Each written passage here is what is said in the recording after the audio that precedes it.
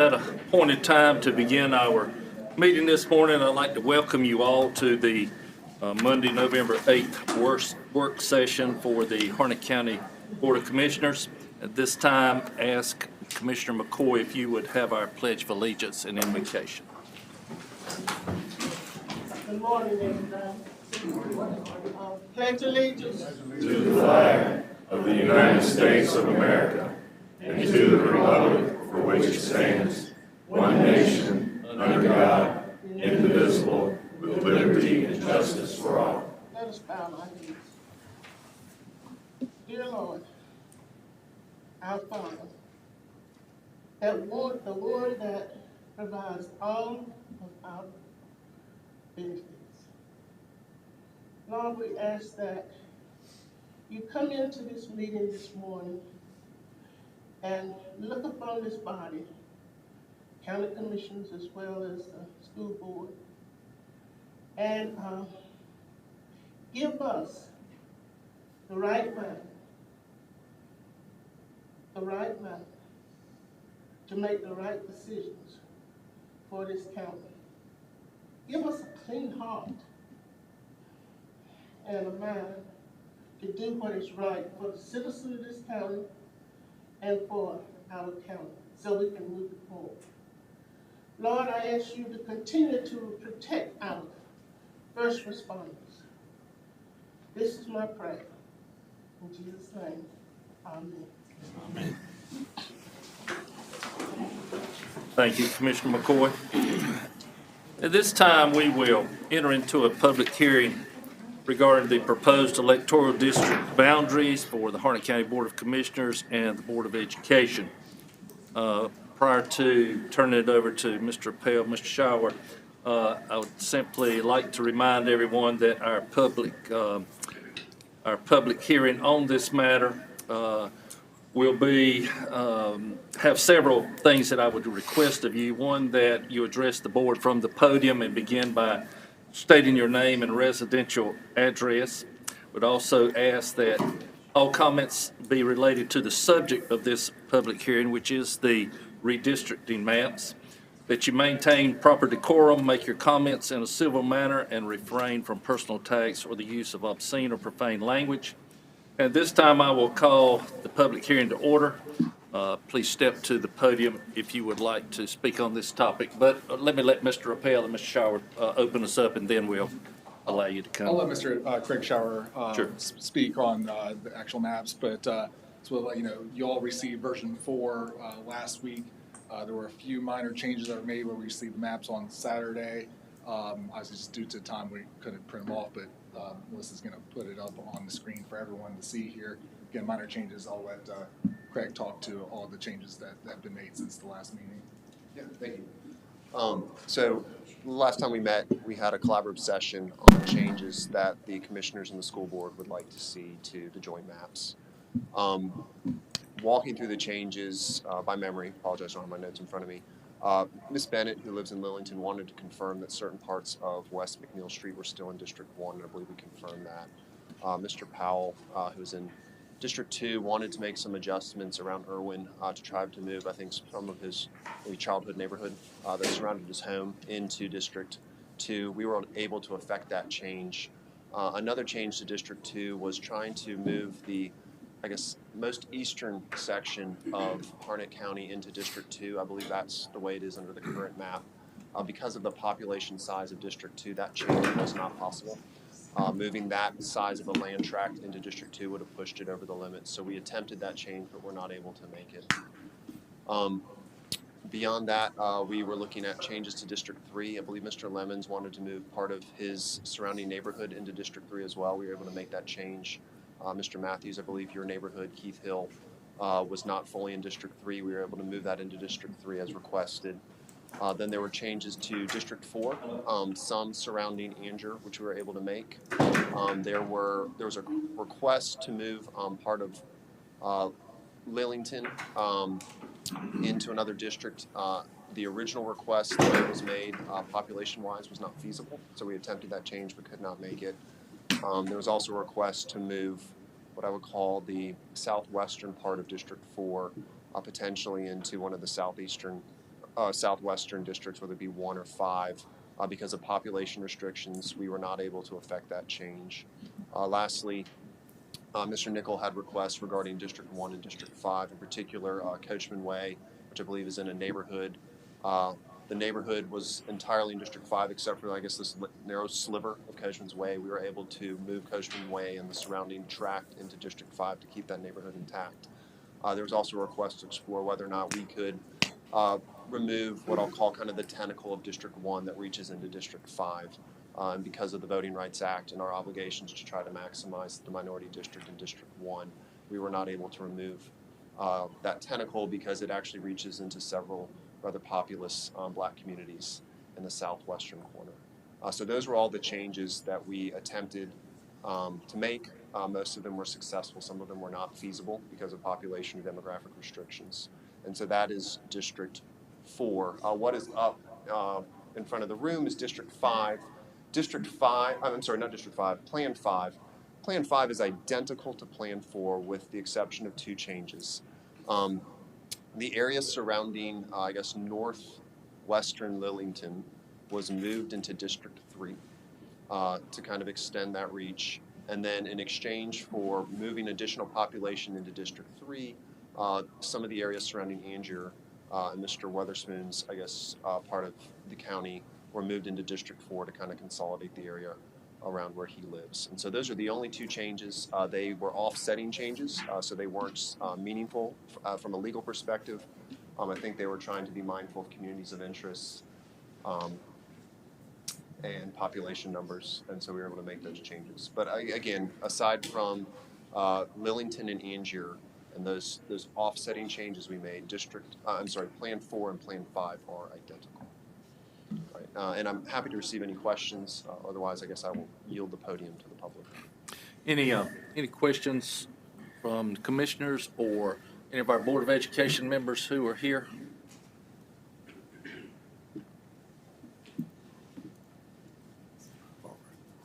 Yes, Commissioner McCoy. I had a concern, I just wanted to make sure that it was addressed. Concern of removing in Littleton, Water Lane, Old Road, I think that's 421, coming out of Littleton. Okay. And the West Old Road coming out of Littleton, 421. That's right in the town of Littleton, right in my district, District 1. And Miles Crossing, that's Okay. right in my town, because I seen you had drawn that into District 4. Am I not right, or am I wrong? So what you will find, Ms. McCoy, is when District 1's footprint in Lillington, right, the area that it captures has not changed over all the iterations of the map. We have retained its consistency because we are being very mindful to make sure we capture the black communities in Lillington for BRA purposes. So I'm not exactly sure where those streets are among the lines, but I can say from version 1 to version 5, Lillington's footprint for District 1 has not changed. And so, and I believe it matched the current footprint for District 1 for obvious reasons as well. So I'd have to check the details. But Yes, please, because it was so narrowly drawn. yes, ma'am. That little orange area was so narrowly drawn. I know it because I've worked those areas for many years. Yes, ma'am. And I cannot see why they would be going into District 4. Yes, ma'am. So, thank you so much, I appreciate it. You're welcome. Okay, any other questions from commissioners or Board of Education members? Hearing none, then, Ms. Shire, thank you. We will open the floor for public comments. Again, if you'd like to speak, please approach the podium, state your name and residential address.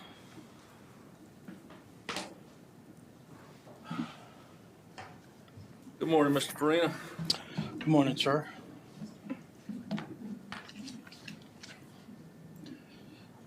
My name is Roger Farina. I live at 306 Pine Valley Lane in Sanford. Before I start, I speak for myself. I'm not representing anybody else. If anything I say during my discussion offends anybody, I apologize up front. It's not my intent to do so. I'm trying to stick exactly to math and the numbers. Um, I'm not a lawyer. I've done my best doing some research and stuff like that, and I hope everything I looked up was correct.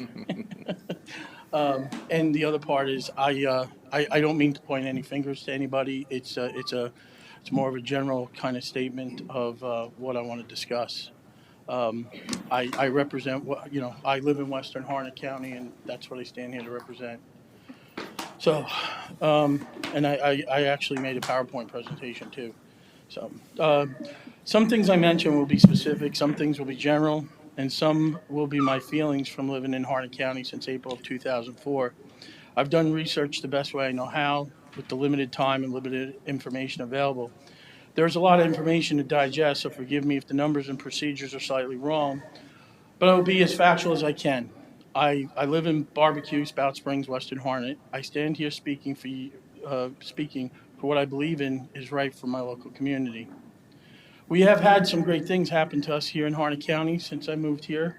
My youngest was born here. My kids all went to school here. In fact, my oldest graduates next month from Campbell because we took advantage of what Harnett County schools provide. She also has an associate's degree from Central Carolina Community College. My middle daughter's a sophomore at NC State, and my youngest graduates from high school. And my wife is a teacher. I was there when the Bowie Creek Astros won the only professional sports championship in Harnett County during a hurricane, no less. I've served the community both on the school board and on the Economic Development Committee. To say I'm all in for Harnett County is an understatement. I retired from the military here, and we chose Harnett County as a home. One thing that sticks out for me is that even though on May 22nd of next year, I will have lived in Harnett County for one day longer than I did my entire time when I grew up in New York, when I left for the Army on July 31st, 1981. And everybody will still call me a Yankee, and I'll be an outsider in this county. However, I'm going to show you in the following presentation that I'm not alone. I'm going to show you that when the power of the people awaken, amazing things can happen. We were promised things. We were promised a new high school to supplement the almost 45-year-old high school we have now. But there are two, you know the ones, Western Harnett High and her sister, Harnett Central. These schools might have shelf lives of another 30 years. We must fix that problem. Why aren't we addressing them now?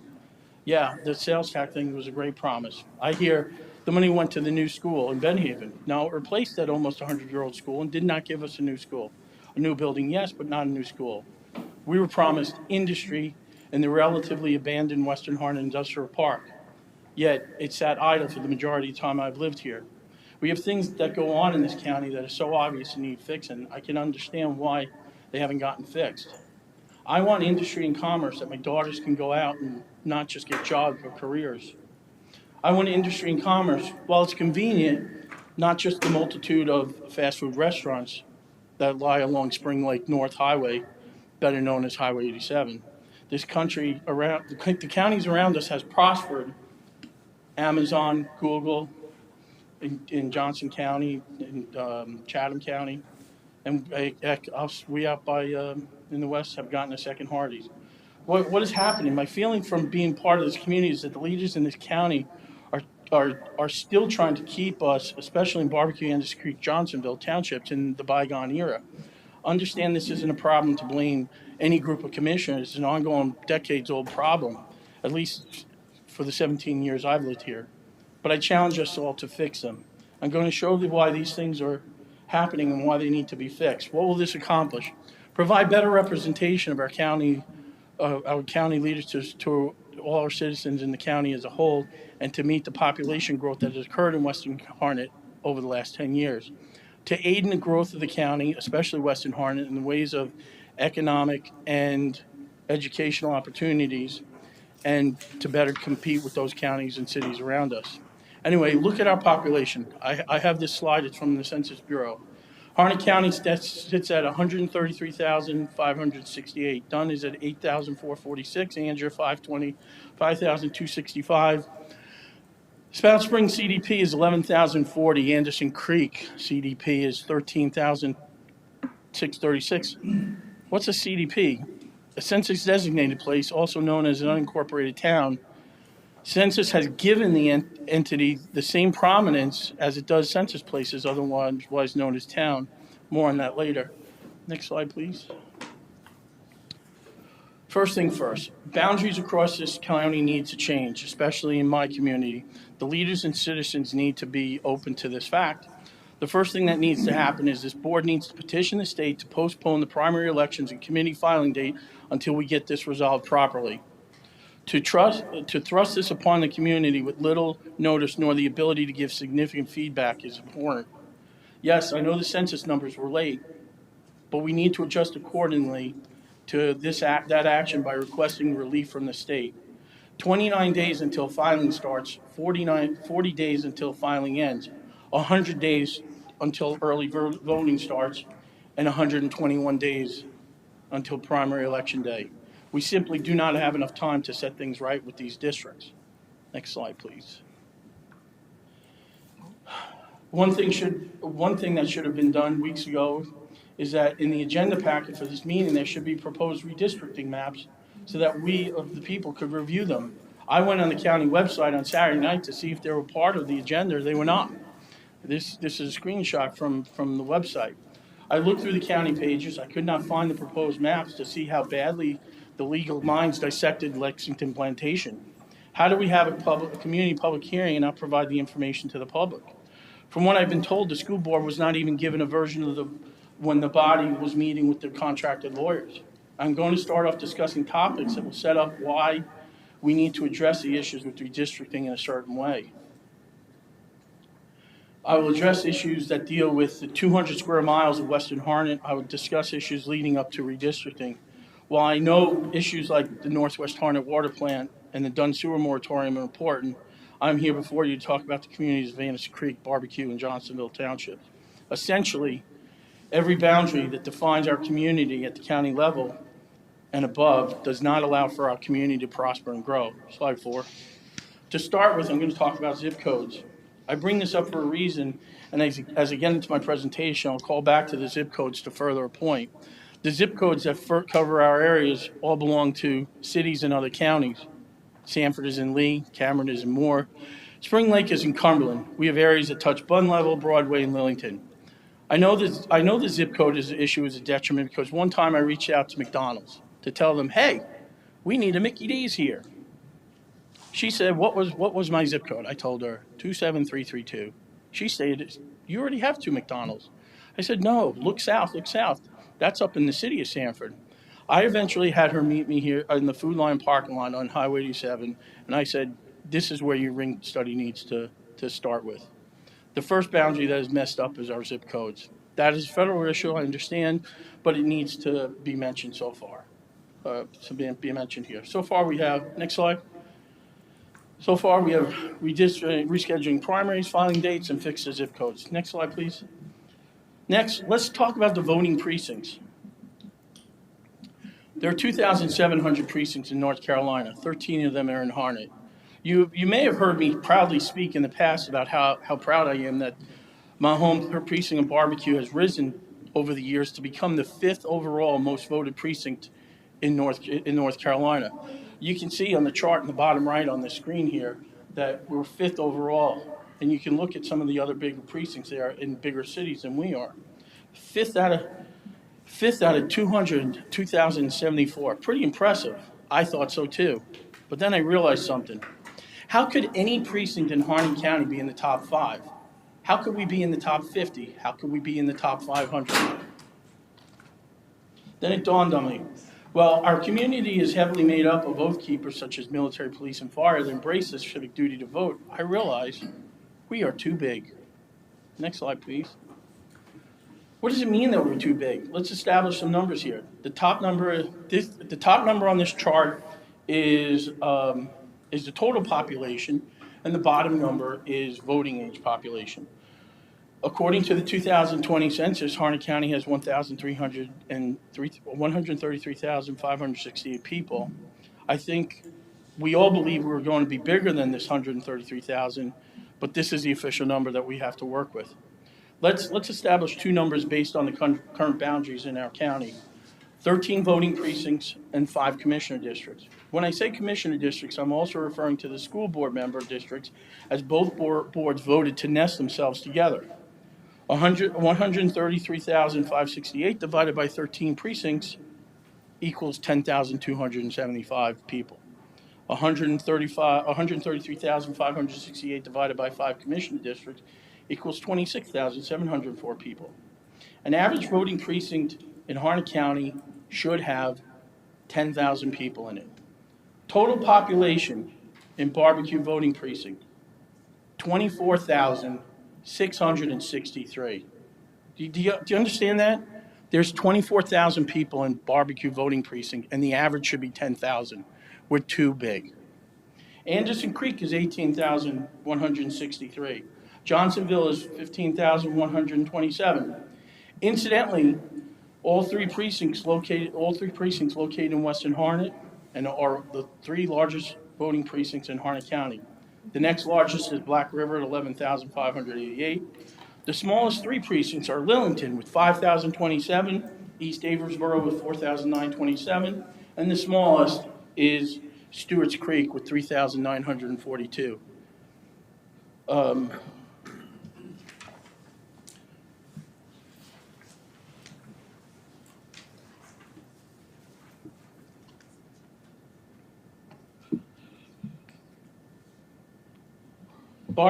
A barbecue precinct has, like I said, 24,663. Stewart's Creek has 3,942. That's a difference of 20,721, or roughly twice the amount of the average precinct in Harnett County should be. In Western Harnett, lines are always long for elections. The wait sometimes is incredible. In 2008, when President Obama was elected, the wait was 8 hours. I know, I was there. It went down the hallway of Western Harnett, from the gym, down the hallway, into the front, back out the side of the building, and across the front. 8 hours that people had to wait. If there's a discrepancy in polling of any kind that causes a recount, it's not fair that these 3 precincts must have so many ballots to review. Again, I experienced this firsthand during some of the statewide recounts in November and December. It only makes sense to protect all precincts equally. I often hear that, people bring up that, west part of the county has too many issues that conflict with the east, yada, yada. And I agree. However, the math speaks for itself, and how else can we surmise anything else but that if this issue is not resolved? What is the fix? So I come up with 2 ideas. Balance the voting precincts or add 2 more precincts. Balancing the existing precincts may prove to be too much when weighed against the value of adding 2 precincts. The average population for a precinct with 13 precincts is 10,274. The average population for a precinct with 15 precincts is 8,905, a much more manageable number all the way across the board. From election integrity issues, day-to-day polling operations, post-election inspections, to name a few, are valid reasons to reduce the size of our precincts. Further, it would lend itself to be easier to meet any needs arising from community of interest needs and proposals. If nothing else, it is atrocious that one precinct has 20,000 more people than the smallest. Next slide, please. So, recapping so far. Reschedule primaries and filing date, fix the zip codes, fix voting precincts. Next, let's get to the topic at hand, redistricting at the county level for commissioners and school board. As stated earlier, I believe the school board and the commissioners voted to nest the districts, so both will be the same. If one board has issues, I guess they can raise issues as it needs be. Let's talk about the breakdown of measurements of population. The release of this data from the Census Bureau was delayed throughout the year. It has placed us in a time crunch to meet the Board of Election criteria for the current filing date in December, 29 days away. Remember, I'm asking for the filing date and subsequently the primary date to be pushed back to allow us to review the data and give the community a better chance of feedback.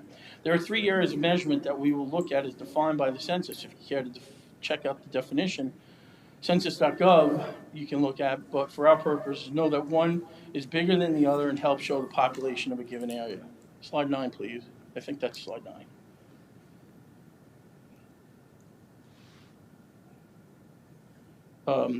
The census tract is a larger area composed of block groups. You will hear me refer to them as CT. In Western Harnett, census tract 71312, it's kind of in the middle there on the left side of the map. It's a medium color, it's kind of rectangle in shape and has a bend to it. It's a rectangle shape goes down from Western Harnett High down 27 to 87, and then back up Alpine, finally ending up back where it started. That little area right there has 7,000 people. And also, as you can see, there's 28 census tracts that make up our county. Slide 10, next slide. Making up census tracts are block groups. You can see there's a lot more division here. These are block groups. I'll refer to these as BGs. In 71302, which is the same little census tract, there are 2 BGs. They're known as 1 and 2. And in the county, there are 67 block groups. Next slide.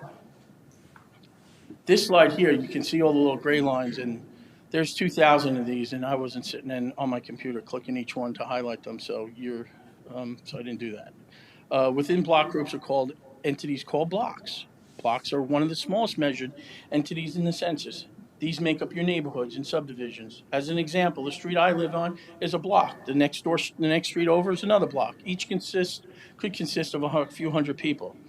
There are 13 townships in Harnett County, 13 voting precincts, 5 commissioner districts, and 5 school board member districts. There are 28 census tracts, 67 block groups, 2,486 blocks in Harnett County. These 2,486 blocks is a core of what makes up these districts that we're talking about. Next slide, please. Back to the math again. There are 133,568 people that live in Harnett County. In order to make up the commissioner district, you divide that by 5. That equals to 26,714 people per district. What also must happen is that one of the districts needs to be a major minority district as per the Voting Rights Act of 1982, aka the VRA. This means that one of the districts has to have a majority of minority voters in order for them to be undue influence from a majority populist set of voters. As such, the attorneys have come up with a map set that makes District 1 even longer and circuitous than the present maps. The maps that I was working on were from last week, and I guess this morning they showed us number 5, which in my opinion is even worse than what I was working off of last night.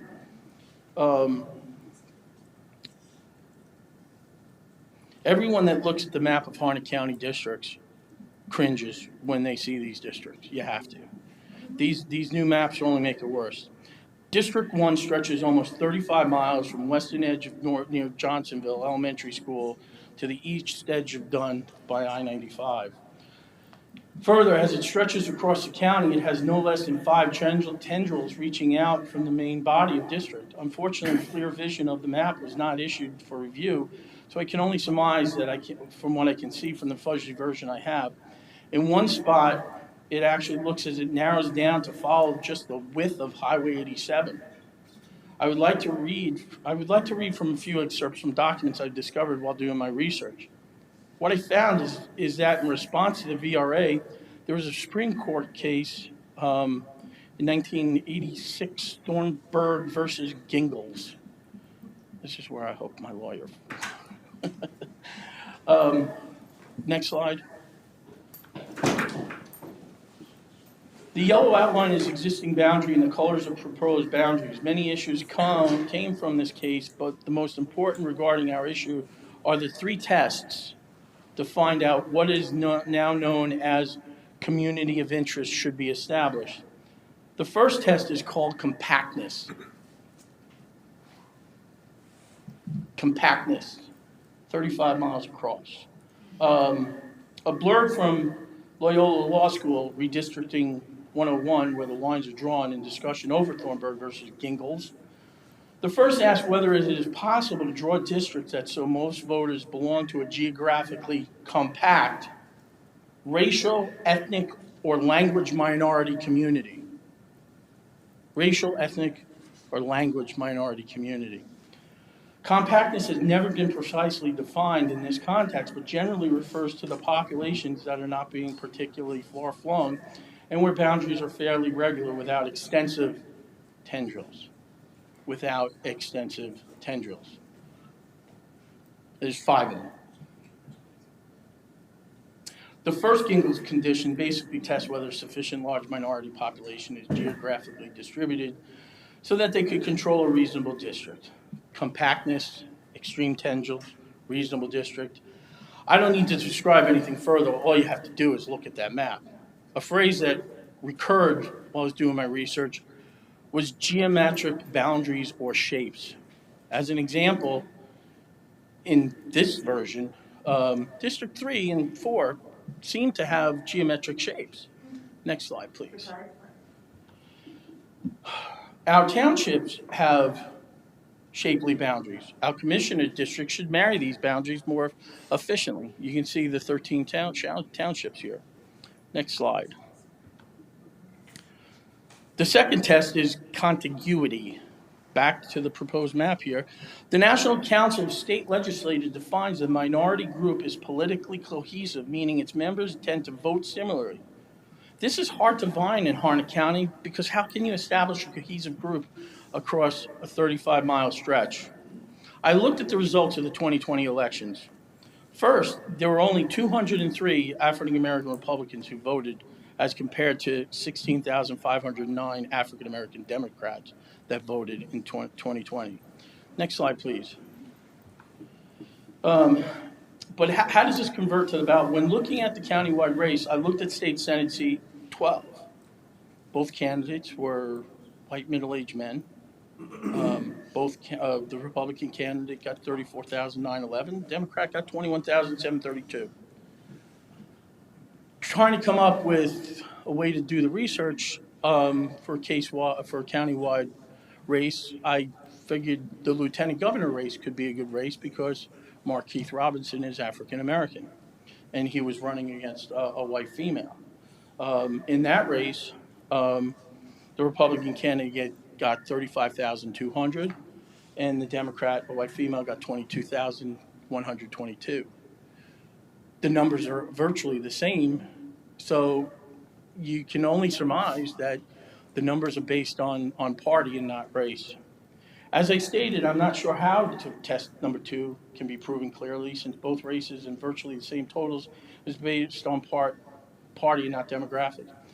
The third test is written I chose the U.S. Commission on Civil Rights. It says the minority must be able to demonstrate that the white majority votes sufficiently as a bloc to enable it usually to beat the minority's preferred candidates.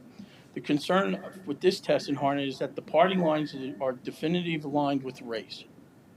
When looking at the registered voter rolls for November 3rd, 2020, you'll see 26,030 registered Democrats, 29,776 registered Republicans, and 25,693 independents. Of those registered, 49,701 were white and 17,222 were black. And there's kind of back up with these numbers. There again is no discernible difference between the third test of Thornburg versus Gingle. Next slide, please. Only 13 more slides. To further stipulate issues with this role, as already described in Loyola's law paper describing the first test on geographical compactness, Kansas legislature further stipulates on a change of verbiage from majority-minority district to community of interest. 2002 guidelines from Kansas state social, cultural, racial, ethnic, and economic interests common to a population of the area which are probable subjects to legislation. So this goes back to the whole compactness thing, that Kansas is defining their guidelines based on social, cultural, racial, ethnic, and economic interest as opposed to one by themselves. There are too many factors to play in our county to just pick one version. While there are some 20,000 African American populace in this county, it should not cause an effect on the 16,000 other defined but uncompacted minorities to include Hispanics, Asians, and multiple race voters. It can only be concluded that the decennial period, the guideline of choice based on Kansas 2002, must be of economic interest. The fact of the matter is that even if you take the top 16 blocks with 30% common of interest value, you can only get to 39%, as I show up here on this. These right here, these are the 16 top block groups that I've gone through where I compared the population, the total population with the total of African Americans, and you come up with the percentage. You run them through, and you come up with 39%. We can't get to 50%. We can get to 39. We can get to 41. We can get to 42. In fact, there's only, out of these, there's only 2 block groups in the entire county with a population that exceeds 50%. Both of those are out there over in Dunn. Each one of these colored areas is a block group, and the darker the color means the more densely populated it is, and then the ones with 50% are over there in Dunn. Incidentally, choosing the top 10 block groups, you still only net 43.4%. This is why submitting proposals that can only reach 42% may not be the right thing. Why would we continue with a practice that does not achieve what it sets out to achieve? Why would we not just adjust the practices so the areas of economic growth would prosper? That I feel is the most important thing right now. I think for all of us as a whole in the county, is we need economic growth. So next slide, please. Again, to recap, this is where we are so far. Next slide. One partial remedy for this concern is to add 2 more districts for a total of 7. Quick math: 133,000 people, 5 districts, 26,000 with a minority of 13,000. However, if we switch this down, if we add 2 more precincts to 7, this will drop that 26,000 number down to 19, and it'll drop the 13,000 minority number down to 9. A much more usable and malleable number. Incidentally, counties like Lee County have 7 commissioners, and they are much smaller than we are. That's a decrease of 7,632 of the total and 3,816 of the minorities in each one of these districts, which we can, like I said, better manage. More manageable in order to create a community of interest district based on racial interest. Next slide, please. A factor I was not able to discern is the impact of the population of Linden Oaks Military Housing Area, which is circled down there on the left. While they have their own elementary school and middle schools, upwards of 600 students from base housing use our high schools. Their families use our communities, our resources in Western Harnett part of the county, our roads, law enforcement, gas, food, just to name a few of the possible 3,000 or more people or so that live there. Next slide. Speaking of which, how much growth has really occurred in Western Harnett, and is the population density as much as expected? We know that Harnett County is 600 square miles. Western Harnett is about a third of that, with a landmass of 200 square miles making up those townships out there. Next slide. Earlier, we mentioned CDPs, census designated places. Where are they? They're the 2 out there in the lower left corner there. We created these the last 2 years because we realized we needed an identity and we needed boundaries. Incorporating is a 5 to 10 year process in which it's too far away, but we needed to do something like this.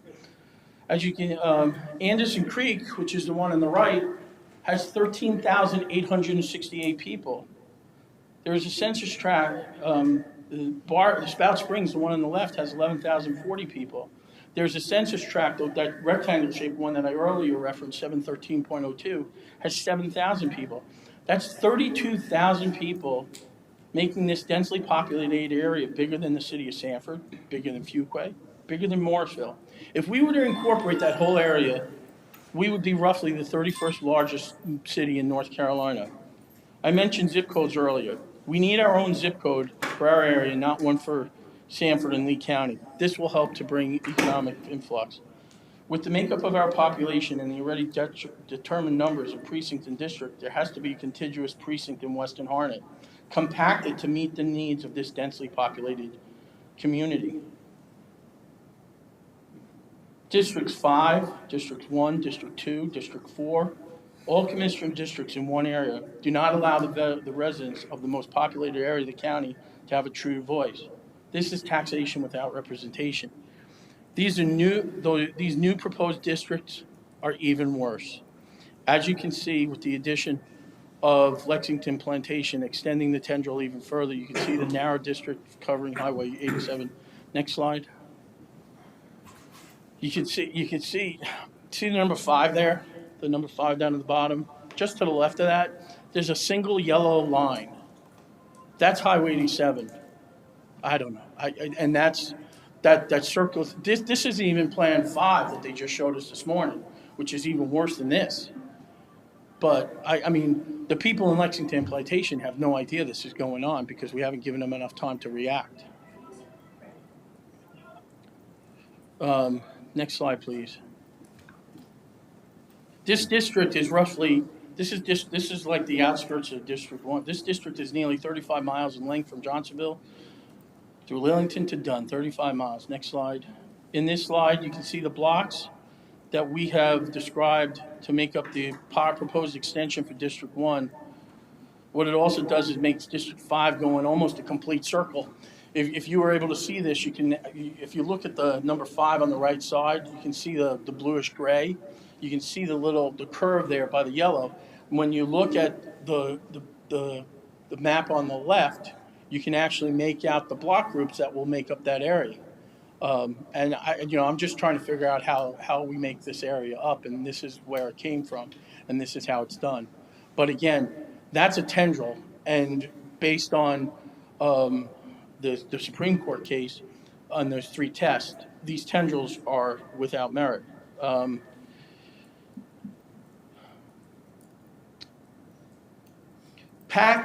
There's a definition: packing, pushing as many minority voters as possible into a few super concentrated districts and draining the population's voting power from anywhere else. It appears that's what's happening here. Next slide, please. This here is this is one of the slides I was using to try to crunch my numbers, to try to make them all fit and to try to see what was going on. On the left side, you can, in the green, you can see those are the numbers with 5 districts. 26,000 is 5 districts. That's total population, and the 5 is with the minority, and then the 7. If you split it up into 7, and then you see the differences there on the right. But you can look at these here, and you can see that it's really, really hard to get to the percentage that we need to get to in order to make the communities of interest an effective measure in order to come up with our redistricting. We're better served to come up with economic realms and reasons to do this. Next slide. Just because this came out, and this just came out last week. This is the new congressional district, so that everybody can be informed. That's Congressional District 4. It changes. Where we got Harnett, Johnson, Cumberland, Sampson, and I think a little bit of Wayne there. That's the U.S. Congress district. They just voted on this last week. Next slide. This is a House district. That little green spot in the middle is the new district. It's an doesn't have an incumbent in it. So that's a free district. So over the weekend, there's been a lot of phone calls happening about who's running for District 6, but that's the new maps for the State House. Next one, please. And then this is Senate. As you can see, Lee, Harnett, and 12 switched from being in Johnson down to Sampson. Next slide. So, in conclusion, I don't know how long I spoke for. Hopefully I made some good headway. I understand, I want everybody to be valued, I really do, and hopefully I was respectful with my case here.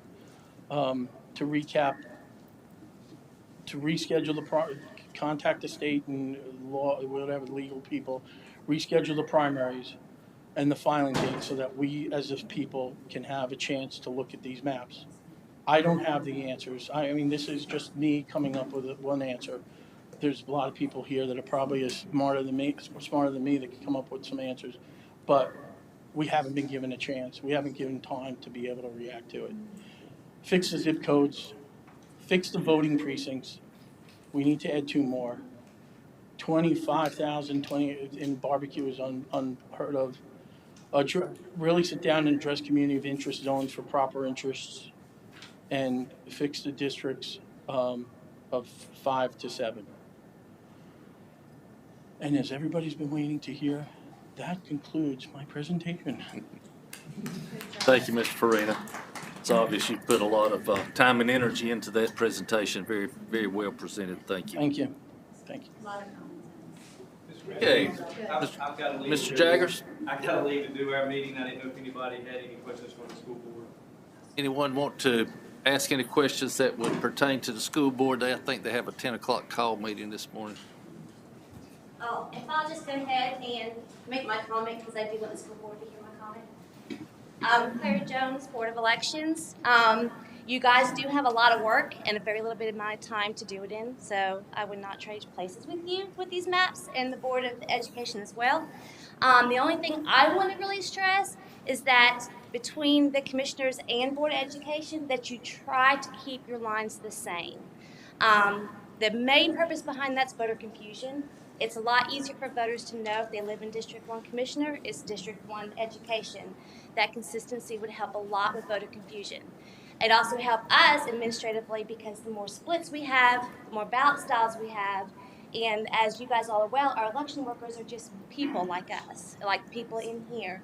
And even though we train them, we give them the tools, the more ballot styles you have, the more room for error there are. So if we can at least try to eliminate that as much as possible, I think the school board and the commissioners keeping those lines the same would be beneficial to everybody involved. And that is really what I wanted to stress today. Thank you, Ms. Jones. Thank you. Go ahead, Mr. I can Jaggers. assure you right now, we're not having any battles within other districts other than the weather control. Yes. Anybody have anything else?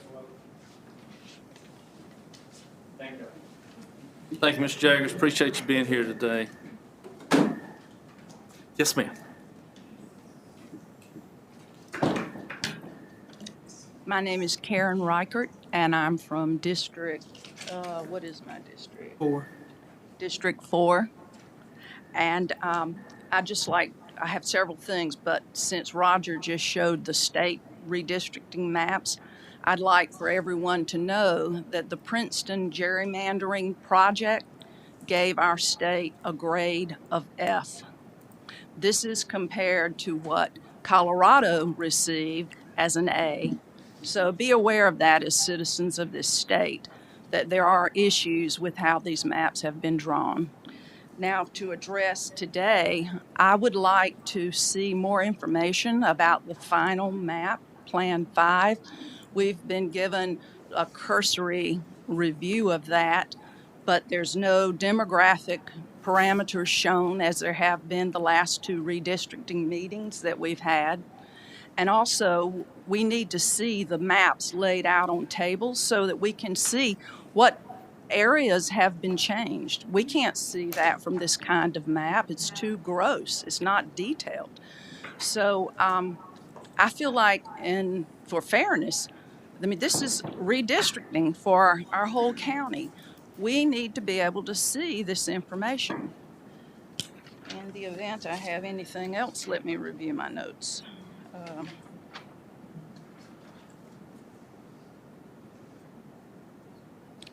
No, I think that might have covered it.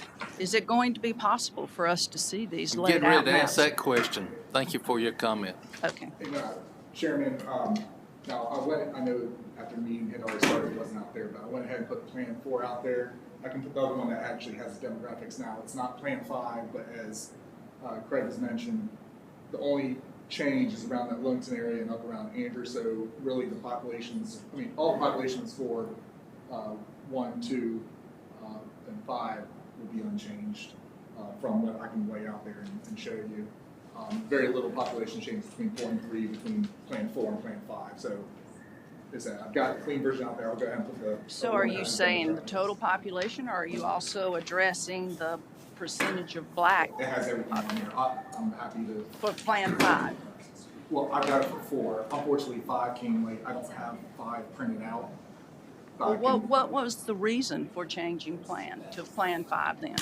Again, as Mr. Shower mentioned, it was to keep communities of interest together, so kind of keeping Andrew together up near the Wake County line. So 4 reaches a little further into Andrew, and then and we had to do a set off for the population. So in 3, you see it come snake down towards Lillington. That was a trade-off. Yeah, it's just, it's, you know what you're talking about, but from our point of view, we can't, we can't make So only change any on here. decision about that. Okay. This was in 4. So this changed to 3, and then up here, they reach it. But you see the star up there. So part to the right was in 3, and now it's in 4. And it was to kind of keep communities together. And they had to do the change to keep the population even. So if you made the change up here, there had to be an offset. So the offset was made down here. Wow, so they're really very disconnected. Is there any chance that area is the area involving the recent concerns about the asphalt plant? This is, it's hard to see on here, the river. So I think that's the river right there. So the only change has been anything that's been south of the river, and everything up north that hasn't changed. And I think that's the river. Then the area you're talking about is south of here. I don't have the. Yeah, that's okay. I can't really see But that. That's always been 4. That's not changed there. It's everything south of the river. South of the river goes to change right here. And then change. What's the star for? I'm sorry. What's the star for? The star are the commissioner seats. Okay. And the circles are the school board seats, the current members. So is that little area that you were just pointing to, there's a green circle there, that's what Jason Lemons is? That's Mr. Lemons. That's Mr. Lemons or Mr. Lemons? Okay. Yeah, this is Mr. Lemons right here. So can we put that map out to look So at it and have time unfortunately, to review it? I don't have this, but I can put Plan 4. Again, Plan 4 is exactly the same except for this. And I wrote on it up here as best as I could. Unfortunately, I just couldn't get a big map printed before this meeting. But I wrote on it so you can see everything else is the same except for this part and this part. And I'm happy to point it out on the map that's out there. Would it be possible for us to get our GIS folks to do a detailed map of the Plan 5, I guess it's called? Yes, draft Plan 5, and Yes. find somewhere in this facility where we could display those so the public could come in and view those We this can week? have those printed today Okay. and lay them out for the rest of the week. We can do that. It's just Yeah. unfortunately the time crunch. I understand. I know it's been a time crunch, but yeah, I think that would be good. Then folks can come in and look and see in detail where their community would So I'll fall. put this other one that has the demographics on here out there as well. This is Sure. Plan 4, just so we can see it on the way out. Okay, sounds good. Yeah, if we could try to do that, then that would be helpful for our folks, I think. Why don't we delay the hearing and have them see it? Yeah, yeah. It's not even online. It's not even online to direct people. Excuse me just a minute. Yes, sir. Richard Chapman, 5220 Christian Light Road. Forgive me for the following stupid question that I'm about to ask, but since all I really know about these are what I see on this screen for the past half hour, explain to me that after these maps go into effect, why District 3 has any representation. It looks like 2 incumbent commissioners are living in District 1. I don't know where Commissioner McCoy, which dot or which star is hers, and I assume you, Commissioner Matthews, are the other star. Yes, sir. legally, by what authority would you continue to serve once these maps are accepted if you don't live in the district? And do we then have to invalidate your seat? Have a special election? There might be days I would welcome that. And I will say, that star I do not believe is accurate. It is on the other side of the river, which would put it into District 3. So you actually still continue to live in District 3? I do as the, and I can let Mr. Appel stress that. It's hard to see just because the size of the map, but the chairman still is in District 3. There's just a strip, his road is covered in District 3. It's not in 1. So it's still there, and that's not a change. It's just the rest of Keith Hill has been moved into 3. Okay, so acceptance will not disrupt the entire board? Okay. It will not. Thank you. Thank you, Mr. Chapman. And could, Ms. Jones, what is, can you, I heard a question about delaying it. Can you speak to the timeline that we're under here? So, you want me to come back to the time? Yes. So the deadline to have the maps to us is November 17th. But the sooner you can get them done, the better, because we have to manually do those changes. But the 17th is the actual deadline. Any extension to that deadline would have to go through the legislators. We don't have any hand in that, and neither does the State Board of Elections. Thank you. Yes, sir. And on that, Charles Morton, 86 Gwendolyn Way.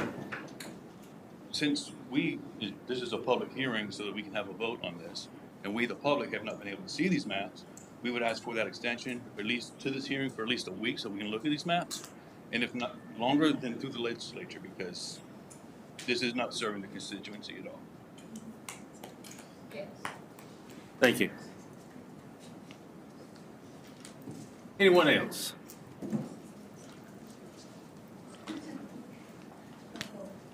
My name is Margaret Morton, and I live at 86 Gwendolyn Way. Why weren't these maps online for the public to review prior to a 9 a.m. public hearing when most people are at work? Why? You get these maps, so we're working on a tight deadline, and that's not because of us, that's because of the whole pandemic and getting all these maps worked out in various versions, because we're now on version 5. It's just that, again. How long have you had version 5? Version 5 came over this weekend. This weekend. And we're having a hearing today when the public hasn't been able to review them? Again, version 4, which came out midweek, this past week came out midweek. Again, version 5, other than those 2 little changes I mentioned, everything else is the same on version 4.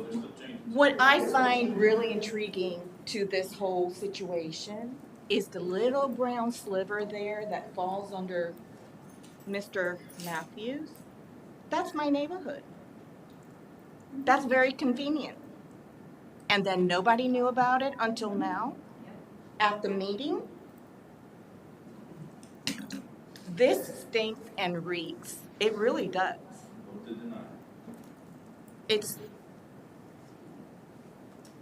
This is not in the best interest of the community you all serve.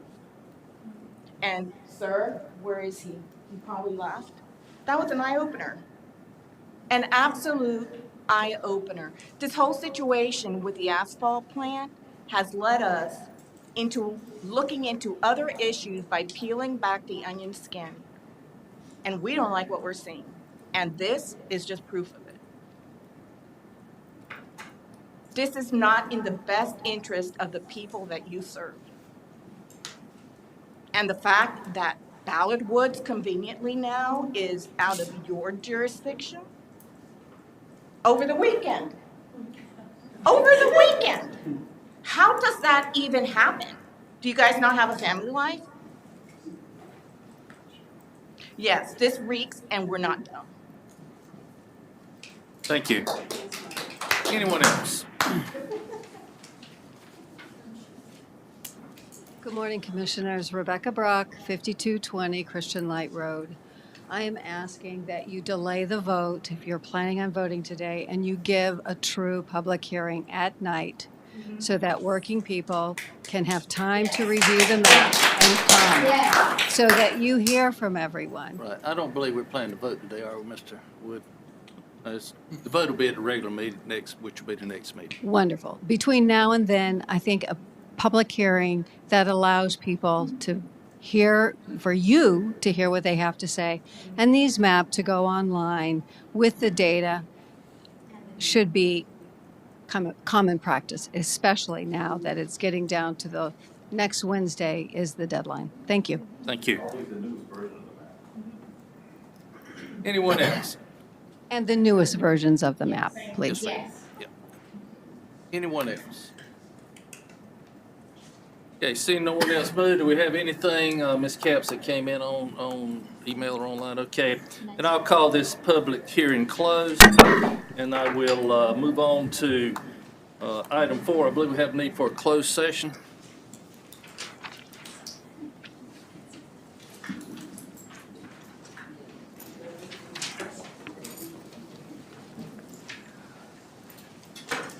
Yes, Mr. Chairman, we do have a need for a closed session. I make a motion that we go into closed session to instruct the county staff concerning the position to be taken by the county in negotiating a contract for acquisition of real property. Thank you, Mr. McCoy. Have a motion. Johnson, second. Oh, just seconds, might be, And to discuss certain personnel matters. thank you. I apologize for that. Thank you, Mr. Johnson, for seconds. Any discussion? All in favor say aye. Aye. We will move into closed session this time.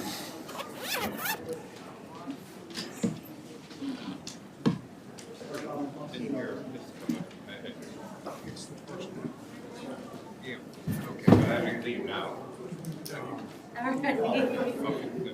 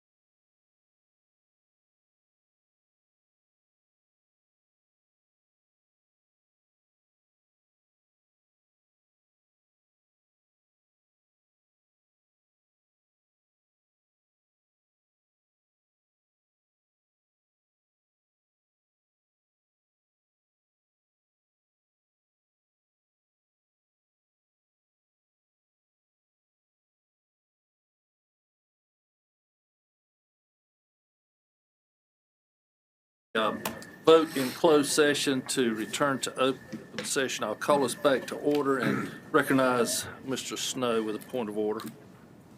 Mr. Chairman, in that the last item before your closed session was the public hearing regarding the 2021 redistricting. The county legal staff is just asking the board while it's still fresh on your mind, if you had any further directives of us on how to proceed as far as the process, knowing our deadline is the 17th. The next regular meeting is the 15th. And then the question of whether, based on comments from the public, you want to have any other public hearings, whether it be at night or otherwise, or any other things you want to bring to our attention while it's still on the mind. Thank you, Mr. Snow. I think my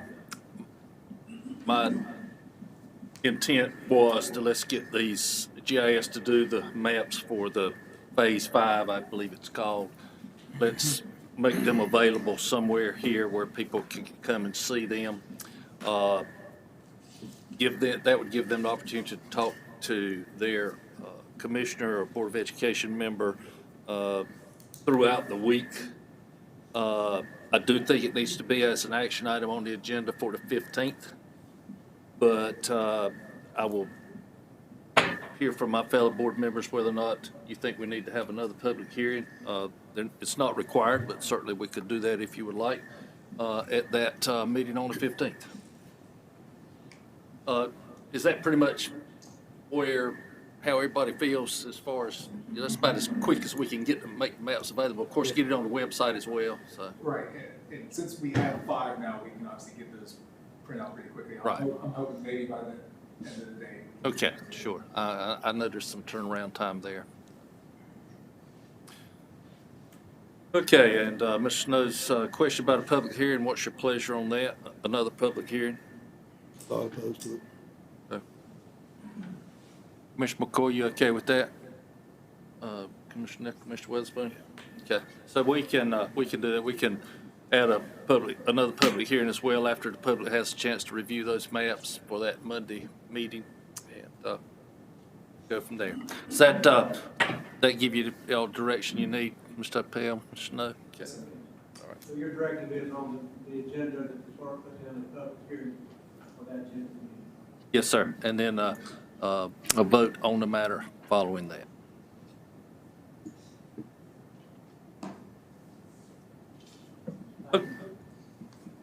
Okay, that brings us to item 5 on our work session agenda today, Development of Services briefing on some upcoming public hearings. Thank you, Mr. Chairman. Hey, how are you? How's it going? Jay Good. Sykes, Development Services. Evening, Commissioners. We just want to give y'all an update on 4 proposed rezonings. The first 2 kind of coincide with each other. They're located out on I-95 around the Long Branch Road area. Mr. Henry Elmore has a request to rezone approximately 5.3 acres from commercial to industrial. It's located almost across from the highway there, across from where Copart is, if you're familiar with the area, southeastern quadrant of I-95 and Long Branch Road, right near the Dunn ETJ. It actually started, Mr. Elmore has a demolition business and a storm recovery and a few other type of businesses. And all the items that kind of came from his business was kind of starting to accumulate there. So this actually originated as a violation. And so staff asked Mr. Elmore if he'd like to consider a rezoning. He did. He went forward with the application. Planning board approved it. There was no one in opposition. It fits well with there's a lot of industrial in the area. Yep, Melissa has an aerial there.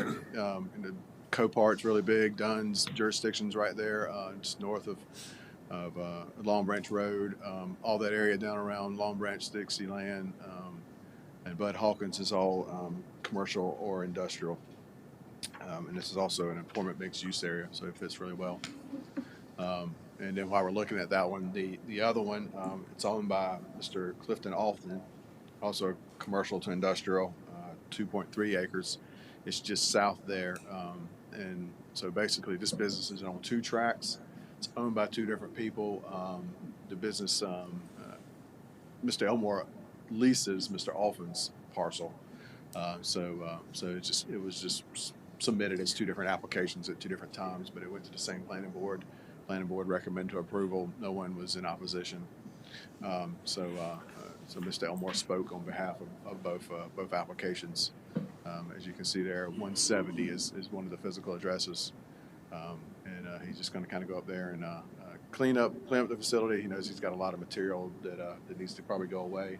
He does a lot of mulching on site, grinding on site. A lot of the stuff from the DOT 95 project has accumulated as there as well.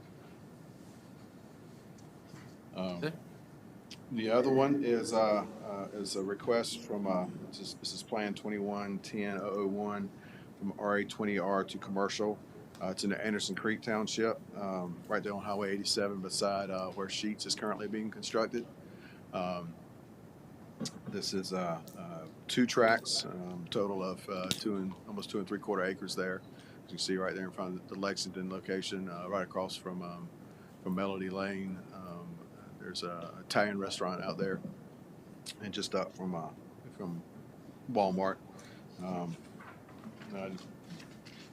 This commercial area works well with obviously the adjoining commercial parcels, compact mixed use for the land use.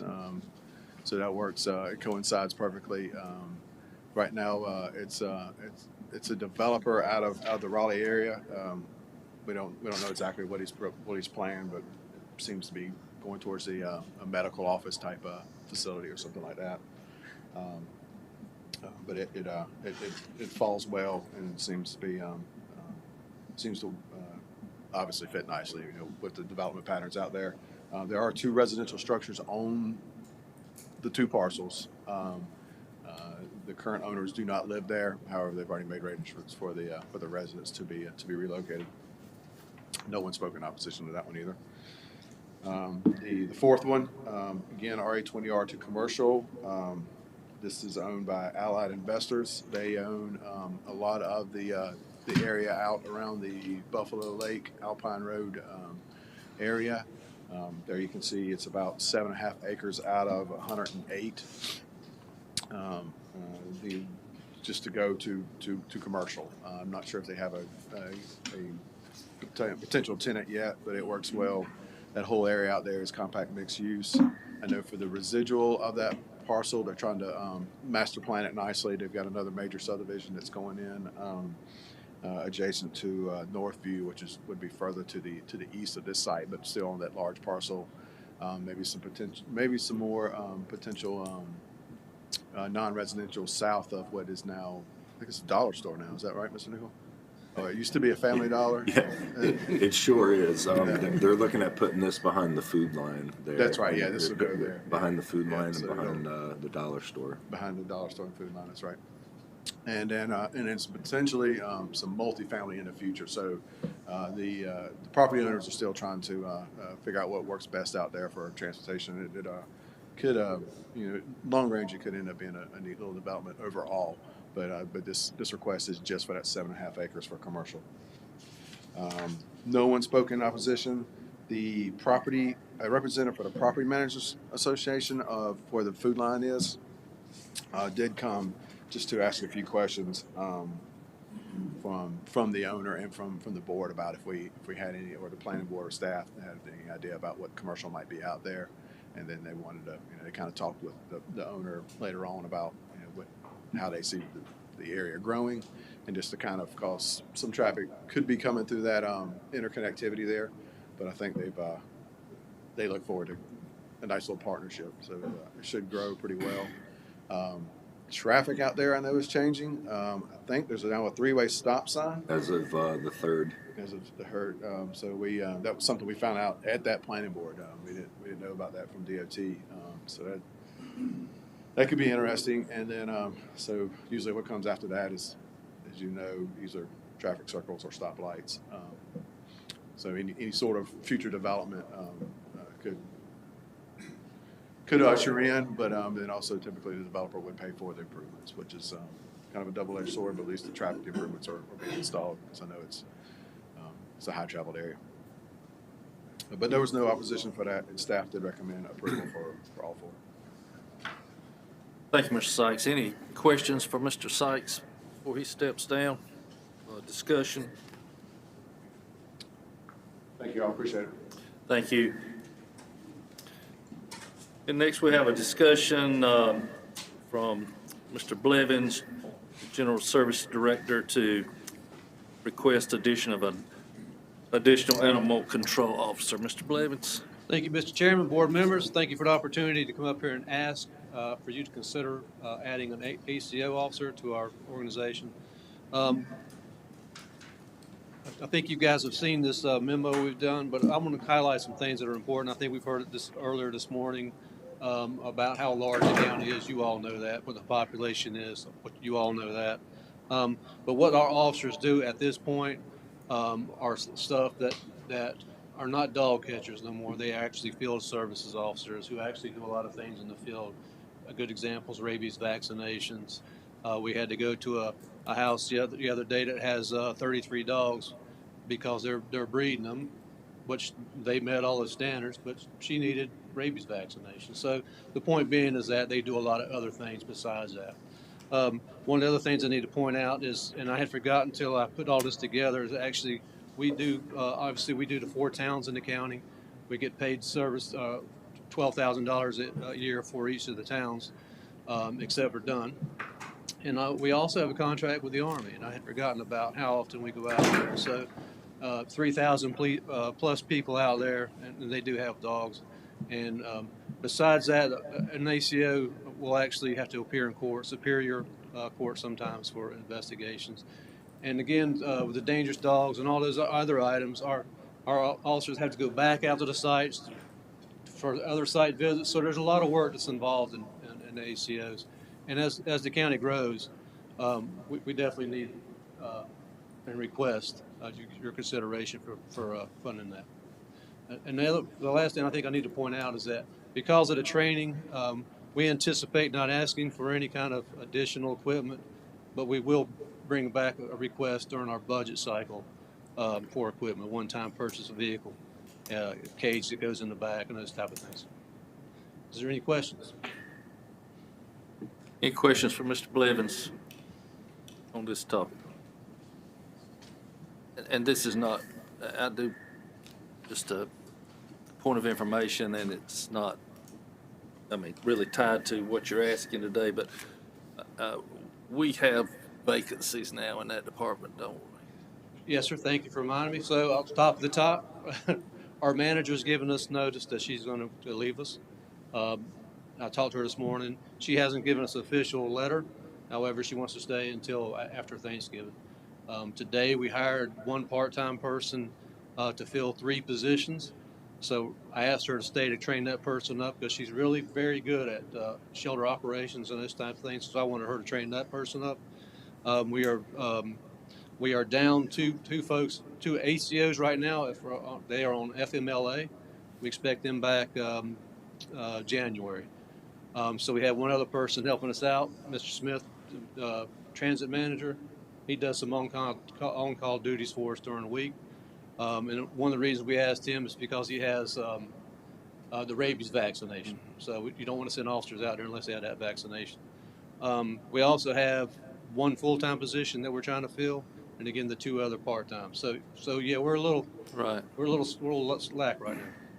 And I know labor's a concern across the nation. So I guess to follow up on that a little bit, are we in line with surrounding counties or the people we're competing with officers as far as salaries and? We're in competition, but we pay. I've looked that up, and I didn't bring it. No, it's not, and I didn't but expect you to. We are very competitive with a couple. You can't compare us to Wake County, Cumberland, yeah. But we're competitive, let's say, with Sampson, but we're not competitive with Moore. So, and then you got to remember that, like in Moore County, the shelter operation is separate. It's run by the Sheriff's Department. They're sworn officers. In Sampson County, they're sworn officers. In Cumberland, they're not, but they make more than us, and they have a different tax base. And then Wake is not sworn. So we're in there, but again, we have struggled over pandemic to get shelter attendants to come. And we'll get them to the interview site and we'll never hear from them again, so. It's a hard job. Shelter operations is a very hard job. It's very labor intensive. As you can tell, or as you imagine, it's fairly dirty. Mhm. And you're dealing with animals that are generally not sociable. And so it's their first experience being around humans. So. Yeah, and I was not trying to put you on the spot. But certainly would be open to discussing that down the road as you see the need for us to go back and maybe look at some of those issues if we continue to have problems filling those positions. Thank you, sir. We'll sure bring it. All right, thank you, sir. Any other questions or comments from Mr. Blair? Barry, that's a kind of a general question. How many animals do y'all have at the shelter, average, Probably 50 to 55. overnight? Yeah. And some of the things about having a shelter, you can't just not say you got 55 in the shelter. You got to remember that if you pick a dog or a cat off the street, you got to keep them for 72 hours by law. So it's hard to gauge how many you got at any certain time. Right now, do you have anything besides dogs and cats, like It would be like at 55, you have 56. cows, horses too? Well, yeah, we do cows and horses too. We don't have any livestock right now. We do have chicken if you want one. I'm good. But Is yeah, it- we do. is it fried? I'm sorry. Will I fry? No, I'm sorry. We'll do it.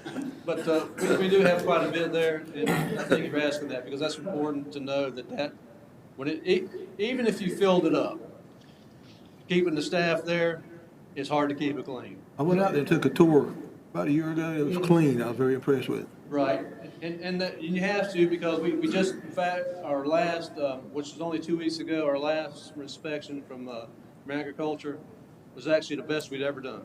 That's great. Appreciate the work y'all do. It's a reflection on Miss Hargrove and what she brought. She brought a different way of looking at things, and has taught us a lot on how to do shelter ops, which is totally different than field services. So she's gonna be sorely missed, but we're gonna do our best to fill it. Well, and let me say that I did get a very nice letter from a citizen complimenting the staff on how they assisted her with some problems she was having with feral cats. So, you can tell them their work has not gone unnoticed. Well, I'll pass that along, and thank you so much. Mm-hmm. Commissioner McCoy? I just want to say to Barry, I applaud you, because when we took that tour, we were getting letters, emails all the time about the conditions and all. So I don't ever see any now, so I applaud you for the work that you all are doing out there.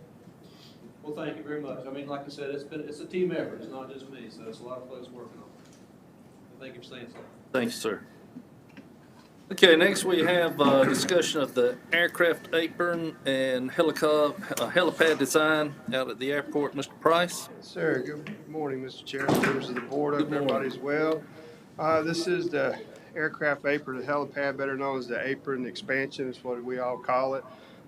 This is project work authorization WA 1802. It's for $36,100.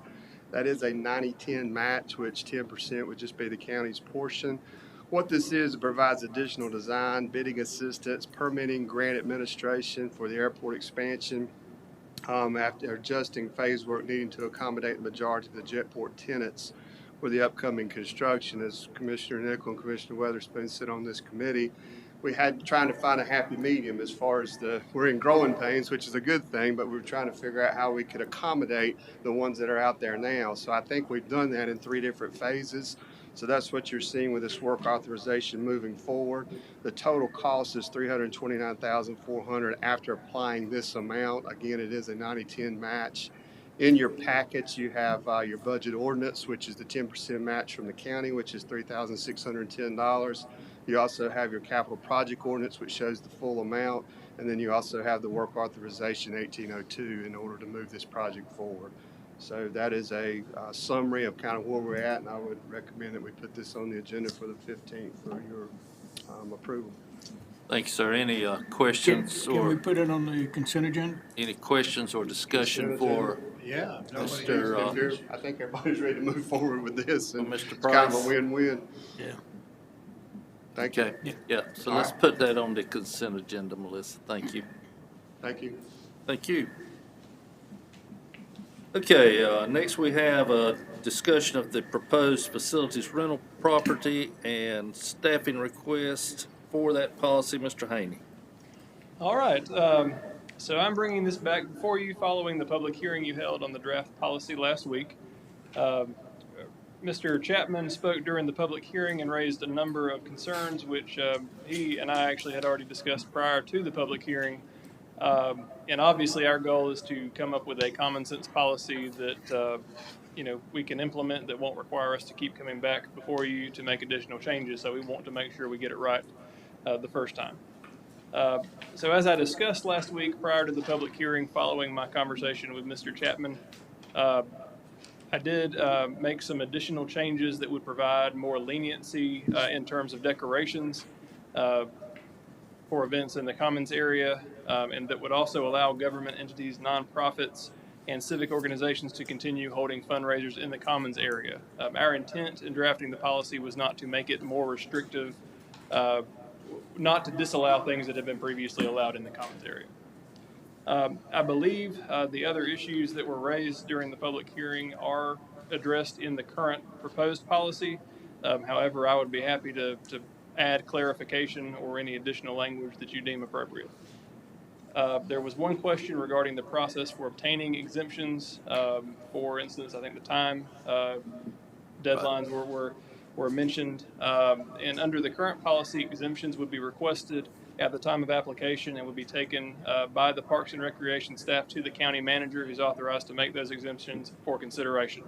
I can certainly add language further clarifying that process if you'd like, but I do believe it is sufficiently accommodated in the current proposal. In terms of an appeals process for the county manager's determination, we do not currently have one written in the policy. The thought was that that may become a cumbersome process to bring every appeal, should there be any, to the board for consideration, but that's certainly something we can address if you'd like to see that done. So at this time, I'm happy to answer any questions you've got and take further direction from the board on this policy. Thank you, Mr. Haney. Any questions, comments? I think we ought to put it on the consent agenda for Monday night. Okay, I've had a suggestion from Vice Chair Witherspoon to put it on the consent agenda. Any objection to that? Commissioner McCoy, you okay with that? Nickel. Okay. Thank you, Brian. I know this has been a work in progress. We appreciate your dedication to continue to look at it and work through it. Ms. Capps, would you put that on the consent agenda for us for next time? And just to clarify, I know there was also the issue of the additional staffing that had been requested for this. Is that something you'd like to also put on the consent or discuss further? And help me make sure I remember this correctly. Yes. The funding is available through some positions that have been vacant. Is that correct? Correct. Funding is almost entirely available with the exception of, I think, about $1,000 for a facility maintenance technician through 2 part-time positions that have not been filled. That would address that in the current fiscal year. And then funding, the additional request was for an audio-visual technician and trainer for the IT department, and that would be funded through some additional adjustments that were made following the reconciliation of the previous year's budget. Okay, so that would get us through this fiscal year, and based upon when that position is filled, we may or may not need to do a budget amendment for $1,000 is what I'm hearing. Correct. Any other questions or comments from Mr. Taney?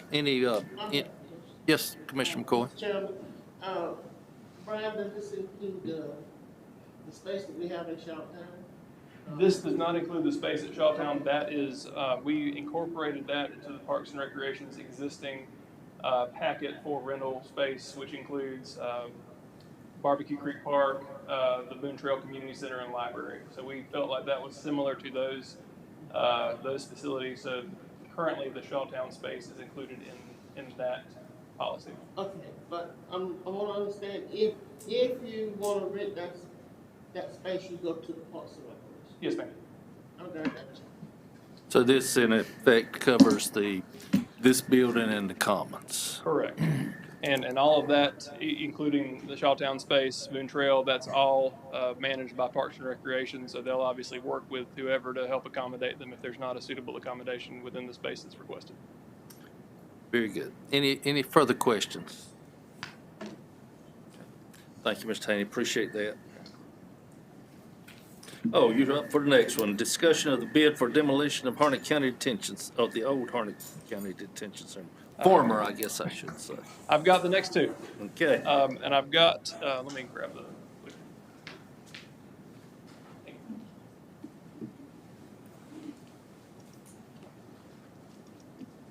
I've got a visual aid for this one. So this item is to discuss the bids that were received for the demolition of the old Harnett County Detention Center. The facility is located at 1005 Edwards Brothers Drive behind Harnett County Emergency Services. It was vacated in 2009 when the new Sheriff's Office and Detention Center opened and was completed in the government complex. Harnett County Emergency Services relocated to the former Sheriff's Office, and since that time, the former Detention Center, which you can see to the top left, that the piece with a different color roof, since that time, the former detention center has deteriorated to the point where it poses a risk to the building occupied by emergency services. There is water infiltration and mold growth. The identified solution was to demolish the former detention center. However, this has been complicated by the fact that it shares electrical, mechanical, and plumbing systems with emergency services, as well as the State Highway Patrol and the North Carolina DMV, which also have space in the building. The county engaged Wooten Company in January of 2020 to design the scope for this project and provide a cost estimate. Services also included bidding and construction administration.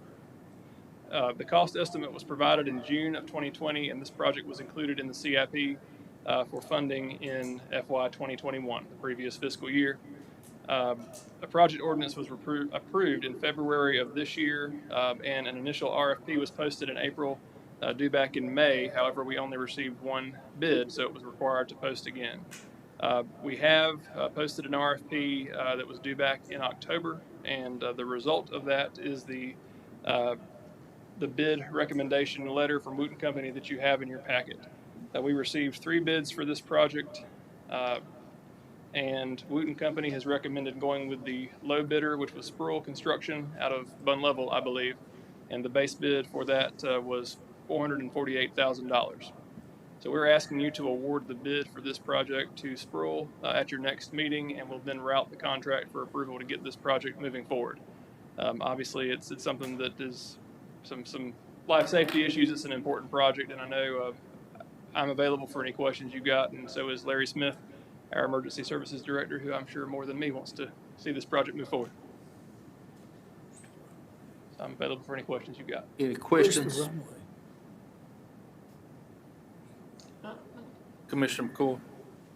So you wanted, if you had to do the demolition in home, Larry, you all want to move somewhere else and what? No, the plan right now is, what they've done is they've included that in part of the bid package is to ensure that the power and stuff, when they get ready to transfer all those utilities, they're gonna do all the utility work first, and then they would do that changeover on a weekend or something. Like very minimal outages is what we've been told. So. Okay. Any other questions or comments? And just to make sure I'm clear, so this 400 and something thousand, that includes demolition and the standalone HVAC power and all that stuff for? Yes, this is the demolition and the preservation of the utilities. Thank you. Yes. It's a more complicated project than Exactly. your average demolition project. Exactly, yes. Okay, any other comments, questions? Okay, is this something that we need to look at individually, or can we put this on the consent agenda? Okay. Ms. Capps, let's put this on the consent agenda as well. Thank you. Okay, Mr. Haney, former Ben Haven campus update. Okay, last one. Okay, So I would like to provide you with an update on the former Benhaven School campus and seek direction, particularly regarding the disposition of the former pre-K building on that campus. First, I want to go over the timeline for how we got to where we are today. The original building on the campus was constructed in 1924. That was the cafeteria and attached classrooms. A two-story main classroom building was added in 1936. The former media center was added in 1946, and the gymnasium and attached classrooms were built in 1956. In addition, there's a fifth building, which is the former pre-K building, which I believe was added later. The new Benhaven Elementary School opened in Western Harnett Innovation Park off of NC 87 in the fall of 2018. And the county acquired the property from Harnett County Schools in the fall of 2019. The campus was split across 8 separate parcels with 8 separate deeds. And one of the ball fields, I'll show you that on the map to the bottom of that screen, one of the ball fields is actually partially located on an adjacent property. In June of 2019, prior to acquiring the property, the county commissioned a code evaluation report to look at the minimum code requirements for the redevelopment of the buildings, as well as ADA accessibility and parking needs. At that time, we received an estimated cost of renovating the 4 buildings and demolishing the former cafeteria building of $4.7 million. The cost estimate to renovate the 2-story building alone was estimated at $1.9 billion. I'm sorry, million, excuse me. Yeah, thank you. That would be substantial. Not that bad.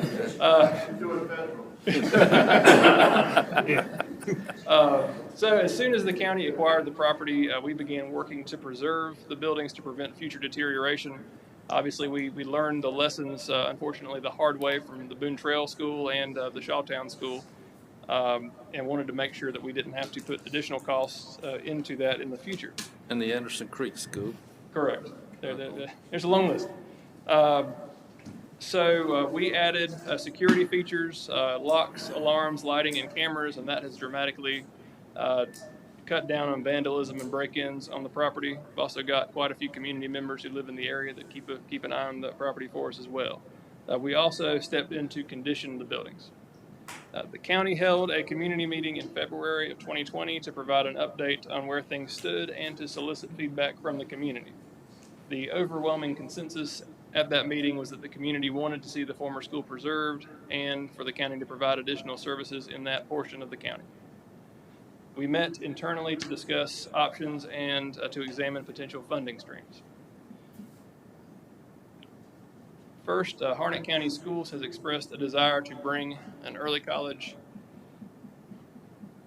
to the site in the former gymnasium and attached classrooms. And that on the map you can see is that building with the white roof on the bottom right. The modular units to the right of that are no longer on the campus. When the bonds were issued to construct the new Benhaven Elementary School, it included language to allow for the renovation of the former school campus. Bonds were issued at a premium, and a portion of that premium, around $1.9 million, was designated for this renovation project through a project ordinance. The funds could only be used for a school purpose, meaning that any work done with them had to be related to the future early college. So we began renovating the gymnasium and the attached classrooms, replaced flooring and repainting the classrooms, replaced the flooring, adding a drop ceiling and painting the concession area, and then replacing the gymnasium floor, repainting that facility, and replacing the bleachers, among other tasks. We also demolished the former cafeteria building, which was necessary to make way for additional parking, which would be needed for the early college. We have also engaged the Timmons Group to design a new parking lot in that space. At this point, we're working with them on the design. We hope to bid the project in early 2022 with construction in the spring and completion before June 30. That's the current timeline allows that. We have engaged Harnett County Schools staff, and we walked the space in the last month, and they would like to open the early college at this site next fall. I confirmed that with the superintendent last week. And again, the current schedule for the parking lot construction would meet that timeline. So in addition to the early college, the completion of the parking lot would allow for the use of other portions of the campus as well. Parks and Recreation would be able to provide outdoor programming on the site. They're planning to fund improvements out of their own CIP fund separate from this project fund. We would also enter into a partnership with Harnett County Schools that would allow Parks and Recreation to run programming out of the gymnasium when it's not in use by the early college. Then there's the renovation of the remainder of the campus, which, again, not related to the early college, not for that school purpose, so that would require the county to identify additional capital funding. We are currently preparing to replace the roof of the former Media Center building. If you look, that is the building on the top right of the screen behind the two-story building and auditorium.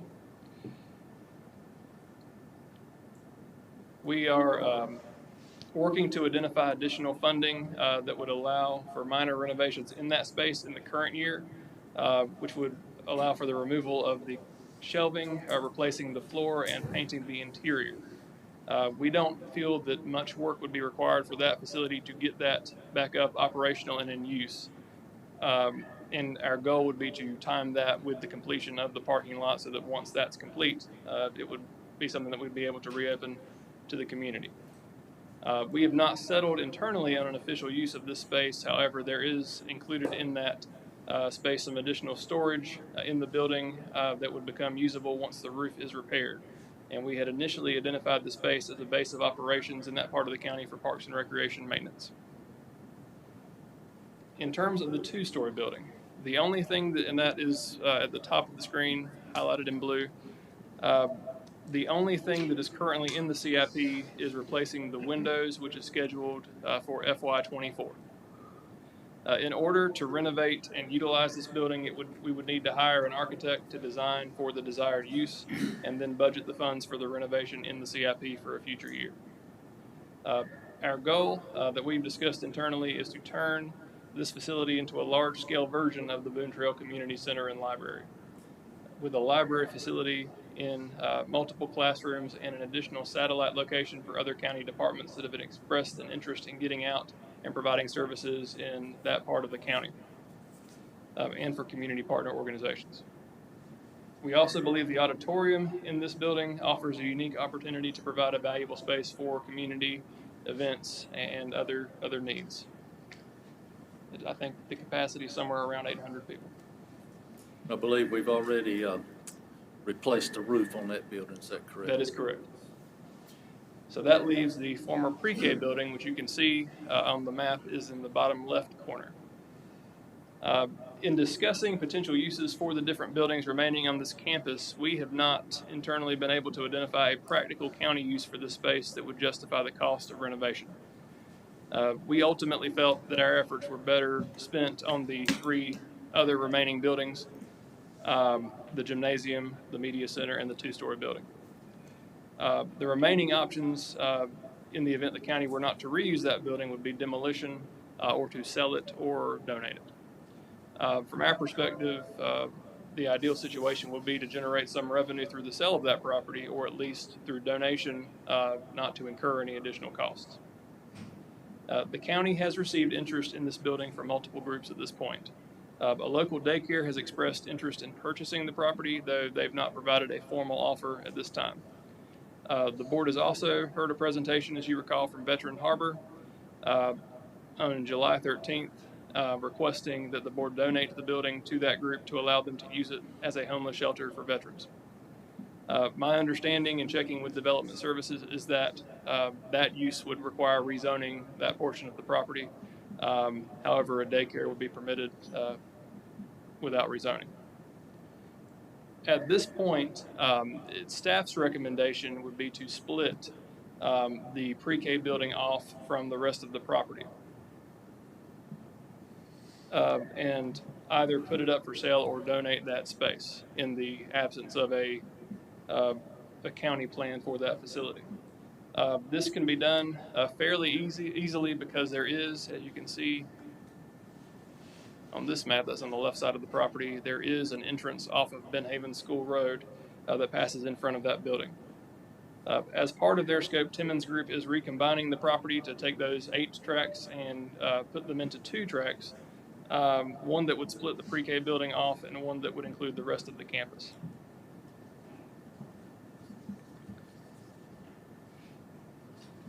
And then in terms of the work that would need to be done, a new property owner, if someone were to acquire that building, would need to install a septic tank to serve this property. It currently connects to the septic for the rest of the campus and connect to county water. There is a water meter at the road there, which we believe probably could serve that building. It's currently not, there's nothing connected to it right now. Another option would certainly be to retain the property and either reuse the property, which would require renovation, or to demolish the property, which would also require a minor expense to do that. So at this point, we wanted to bring this back before you, give you an overview of where we are with the campus, and I'll open the floor to any questions that you've got or direction. I believe that some of you have toured the campus previously, but we would be happy to coordinate another tour of the campus so you can see the work that has been done and get kind of a sense of the lay of the land as it currently stands. And I do want to thank our renovation and capital projects manager, Chris Johnson, who has spent a great deal of time out on the site with the renovations and managing the demolition and everything else to get it to where it is now. Well, I would like to say I appreciate you making that last statement. Mr. Johnson and his staff have done a remarkable job on the restoration of the gymnasium building and those classrooms there. It is really nice. They've done a great job. Thank you. Any questions or comments for Mr. Haney? I guess he's asked a question about that pre-K building. And this is not something we necessarily need a decision today. Just want to bring it back before you to help you start to think through that. Thank you for us to think about. I would like to ask a question. I know it's other than the early college, I did not hear any confirmed definite plans. I know there's some ideas, and one of them you mentioned, I guess, was recreation department and possibly maintenance facility. Was that in the what would have been the old library building back there? Yes, so there is storage space in the old library building, which would allow for the storage of their equipment for Parks and Rec maintenance.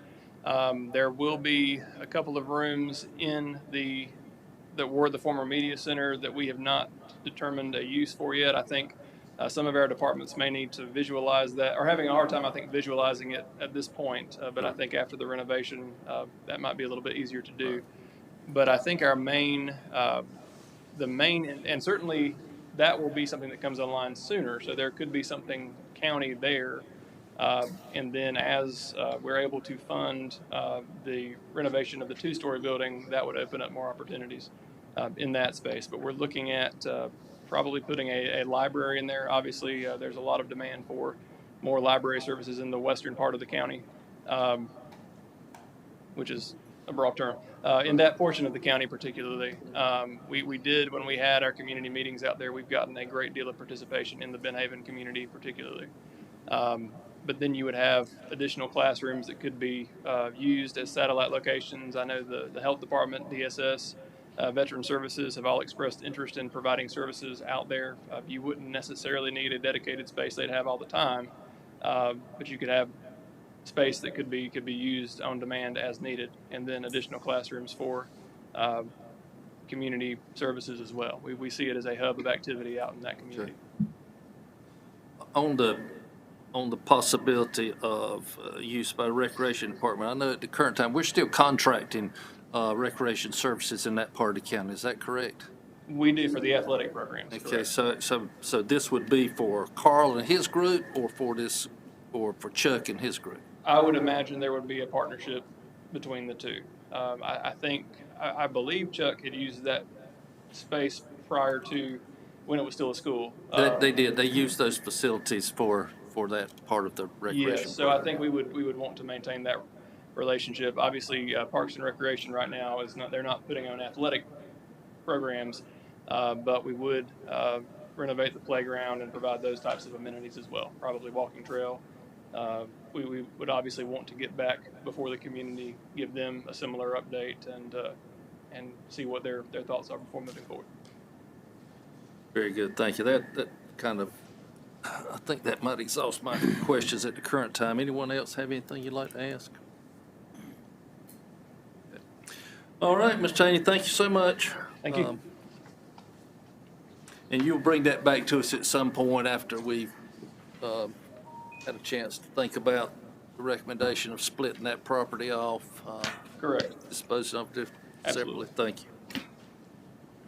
All right, next on the agenda is a discussion of the renaming of Fort Bragg.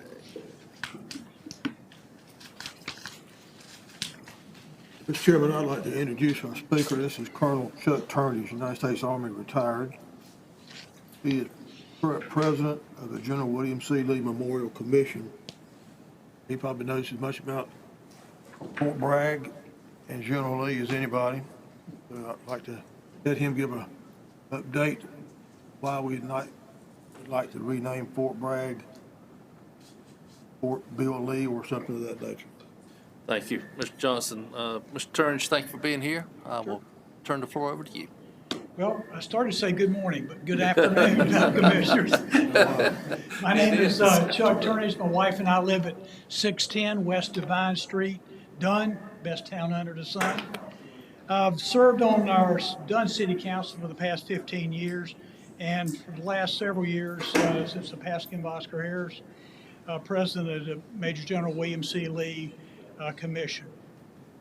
I appreciate the opportunity to address the county commissioners on this important topic of renaming Army installations and specifically Fort Bragg. I will address renaming facts, assumptions, and a recommendation. First, bottom line up front. Fort Bragg will not remain named after General Braxton Bragg, a Confederate general during the Civil War, and highly unlikely it will be named after his cousin, General Edward Bragg, a Union general from Wisconsin. Next, I have had the honor and privilege to serve at the center of the Army Universe for 32 of my 46 years in uniform as an artillery officer and a paratrooper, and since retirement as a contractor and Department of Army civilian at Forces Command. My plan is to retire next December. 6 facts of this renaming matter are the change of the DoD installations named, coined after Confederate officers is a congressional mandate. That's the bottom line. The William Mack Thornberry National Defense Authorization Act of 2021 is the authoritative source document establishing a national commission to make the recommendations to the Congress for the renaming of these installations. And the budget is tied, the military budget is tied to that. So it will happen. 9 Army posts named after Confederate officers are being considered for renaming. They are Fort A.P. Hill in Virginia, Fort Benning, Georgia, Fort Bragg, North Carolina, Fort Gordon, Georgia, Fort Hood, Texas, Fort Lee, Virginia, Fort Pickett, Virginia, Fort Polk, Louisiana, and Fort Rucker, Alabama. Fort Bragg, or the Office of the Garrison Commander, Scott Pierce, who I've spoken to on this matter, initiated a community outreach campaign to engage stakeholders and community members to take part in the name recommendation process. The link provides an information and also a survey anyone can complete and recommend a name. Retired General Dan K. McNeil from Warsaw and now lives in Fayetteville is the local liaison, longtime member of the airborne community and at Fort Bragg, commanded it from platoon level all the way to Corps Commander, or actually to the Force Com Commander. General Hugh Shelton originally from Speed, now lives in Morehead City. They're both providing their expertise. Next fact is the naming criteria for the name suggestions have been appropriately reflect the courage, valor, sacrifices, and diversity of our military men and women, with consideration given to the local or regional significance of names and their potential to inspire and motivate our service members. Name suggestions do not have to be a person. It can be after a value or a virtue. The local naming commissions have not fully developed their local specific criteria for narrowing the 90,000 already nominations down to 6 nomination or recommendations to the National Commission, who must submit, but they must submit their recommendations by the 1st of October of 2022. This will not be a popularity contest, and numerous like names from those 90,000 will not sway the local or national naming commission. They will stick and stand by each merit only. Finally, the National Defense Authorization Act, the Secretary of Defense, currently the Honorable General Retired Lloyd Austin, a Bragg alumni, is expected to implement a plan submitted by the Commission no later than 1 January 2024. Even though some of the timelines are facing us coming up, the actual decision will not be made until the 1st of January of 2024. I'd like to go over some assumptions. Fort Major General William C. Lee is the most likely name of this installation, where the President of the United States dials 911 and the answered by the home of the airborne and special forces reside. They're prepared to deploy at a moment's notice. The reasons are numerous, but Major General William Carey Lee's local upbringing from hardworking merchant and farming family, education at Wake Forest and North Carolina State, and his career epitomizes the naming criteria: courage, values, sacrifices, and diversity. And in no ancestral records is Major General Lee related to General Robert E. Lee. Major General Lee's leadership demonstrated courage in World War I as a platoon leader and company commander, shaped his tenacity to ensure his soldiers were trained and prepared during combat operations.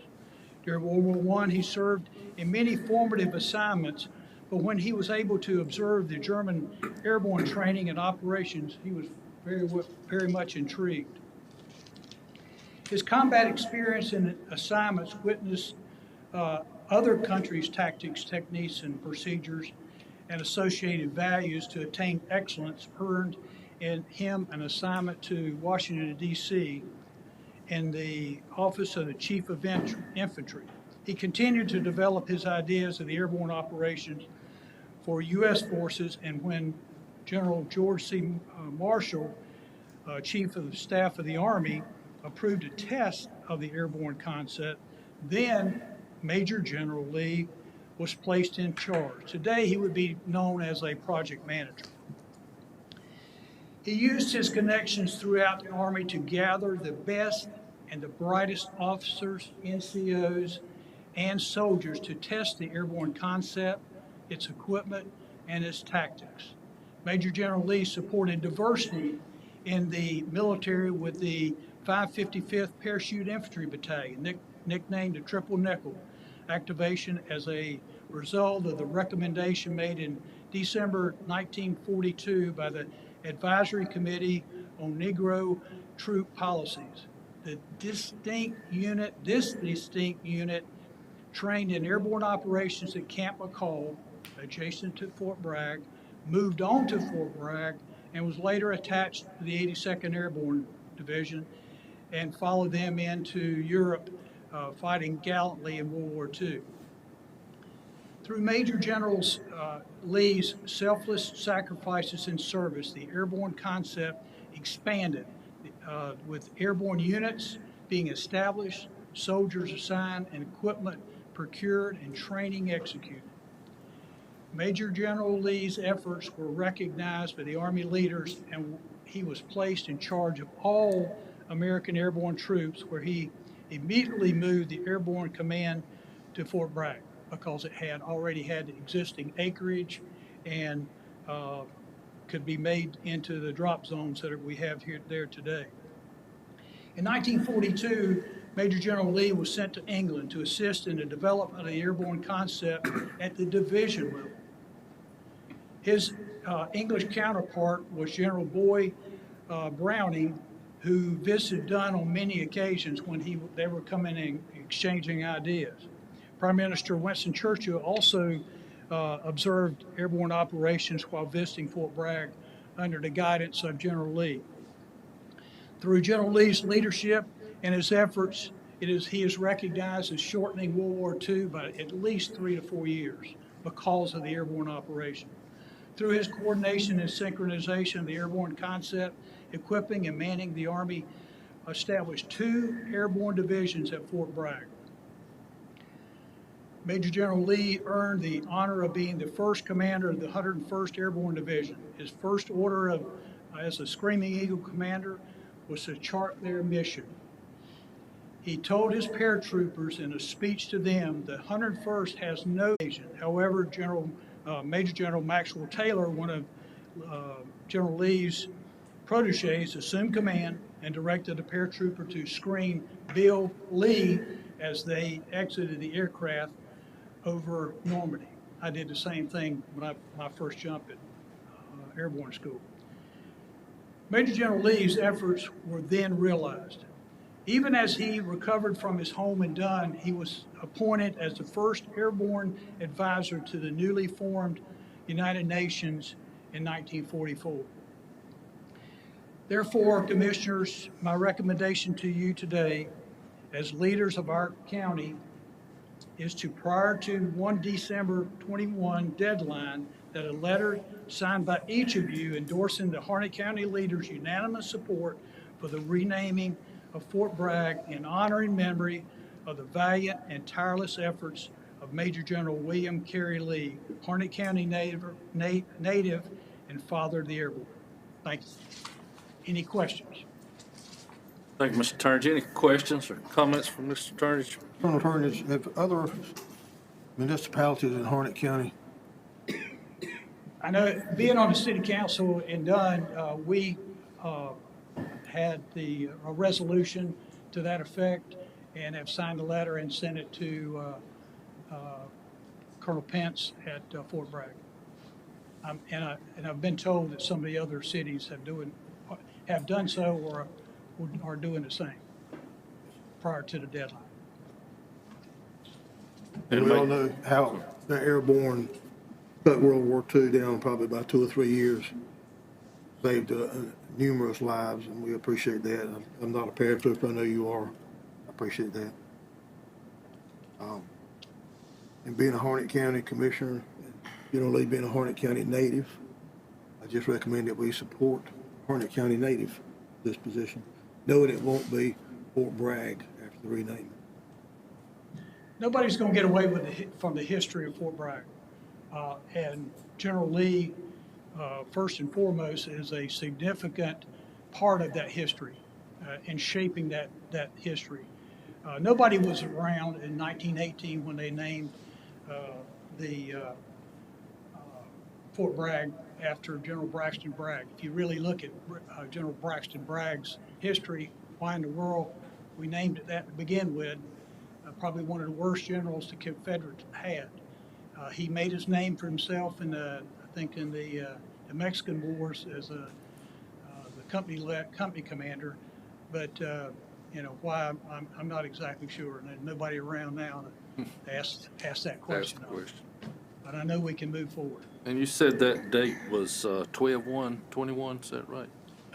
The date that it will finally be decided is the 1st of January 2024. Yeah, I apologize. However, the date that we would need to have a the letter cars. needs to get down to Bragg, to Colonel Pence, by the 1st of December. 12-1, yes, sir. Yeah. Thank you. Any other questions or comments? Yes, sir. I'm a paratrooper as well. Good. So, you made the statement that it would not be named after Edwin Bragg. No. What? Highly unlikely. Why is that? Why? Correct.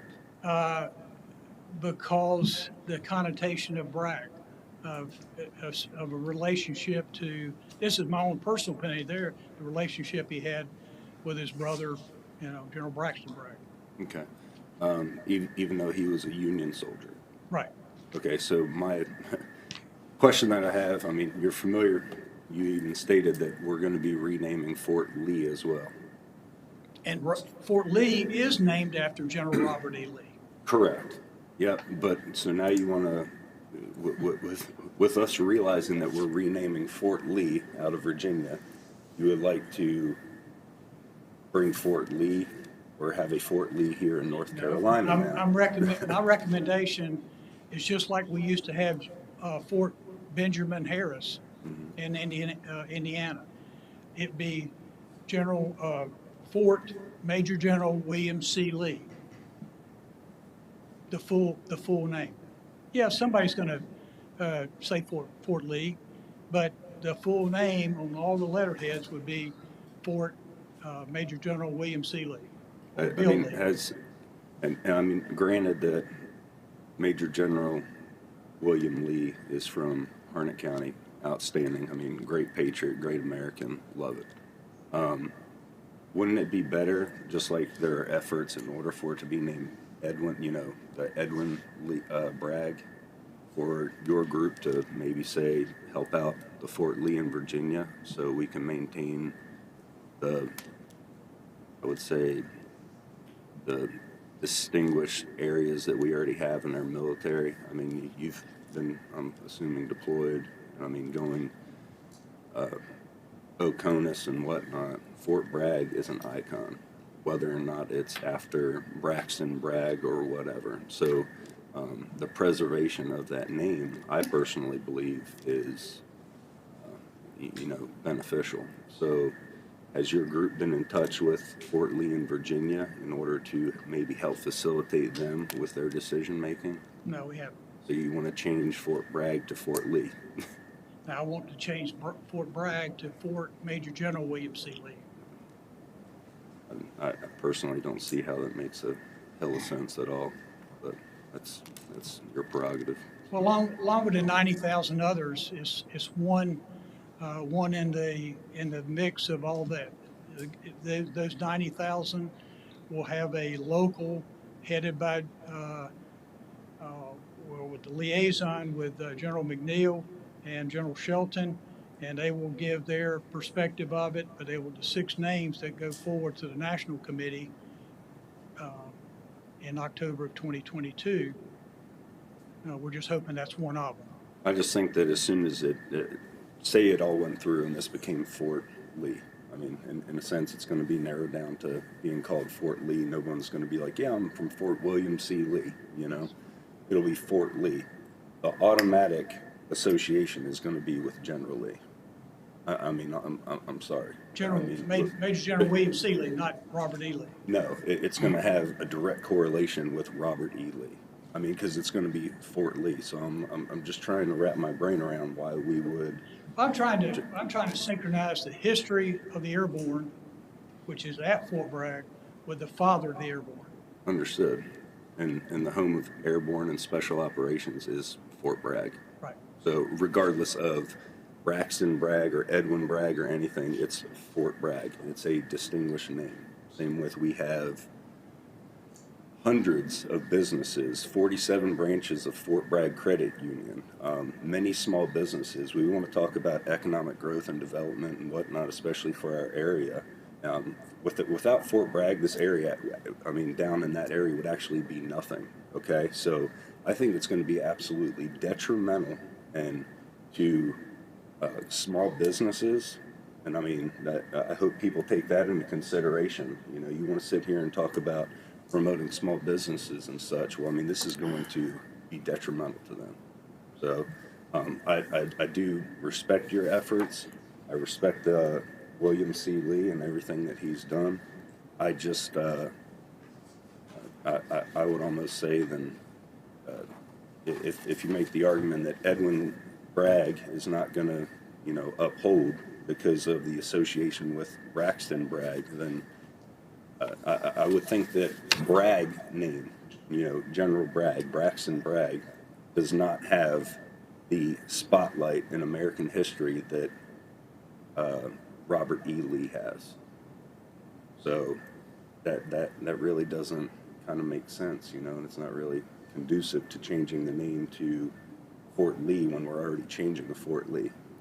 You get what I mean? I understand what you mean. I knew that it's going to be an uphill battle for the naming commissions, both local and at the national level. But I just have to stand on the merit of the information and the history that goes along with Major General William C. Lee, and stick my guns about that. Thank you, Colonel. Any other questions or comments? I would like to say that because it's the home of Airborne, 82nd Airborne now, he was the father of the 101st Airborne, first one. I think he could get precedence over worrying about people getting Fort Bragg and Fort Lee mixed up, change it to Fort Lee, Fort General Lee. I just think that the weight of General William C. Lee take precedence over what he's talking about. Federal Credit Union, Fort Bragg Federal Credit. People are not going to quit going there because it's been a name change at the base. I just don't buy that. I mean, Make me understand. you just Commissioner said McCoy? General Lee, which is like Make me understand based off this. of Confederacy.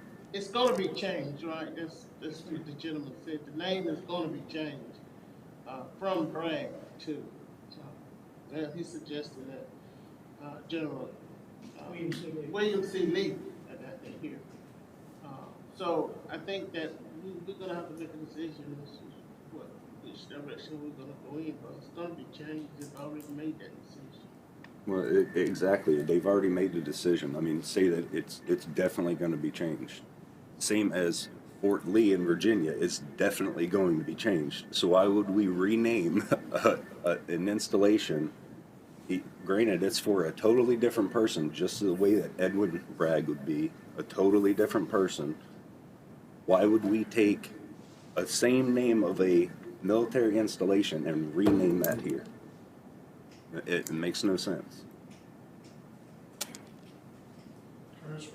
Yes, sir. This is not a public Yeah, hearing. we don't have a public comment section now. We're working on the agenda right now. Oh, okay, so there's no problem. Yeah, Oh. sorry. Next Monday night. Yes, sir. Mm-hmm. Mr. Chairman, I'd like to make one last remark. How embarrassing it would be to know that the Harnett County Board of Commissioners voted down a Harnett County native in favor of somebody else. What goes on in another county? Harnett County Commissioner. Okay, any further comments? Mr. Wood, I believe that brings us to County Manager's report. Yes, sir. The one thing we wanted to highlight for you there is the schedule of meetings. Alyssa has worked up this list for you, and each year you need to do it by resolution.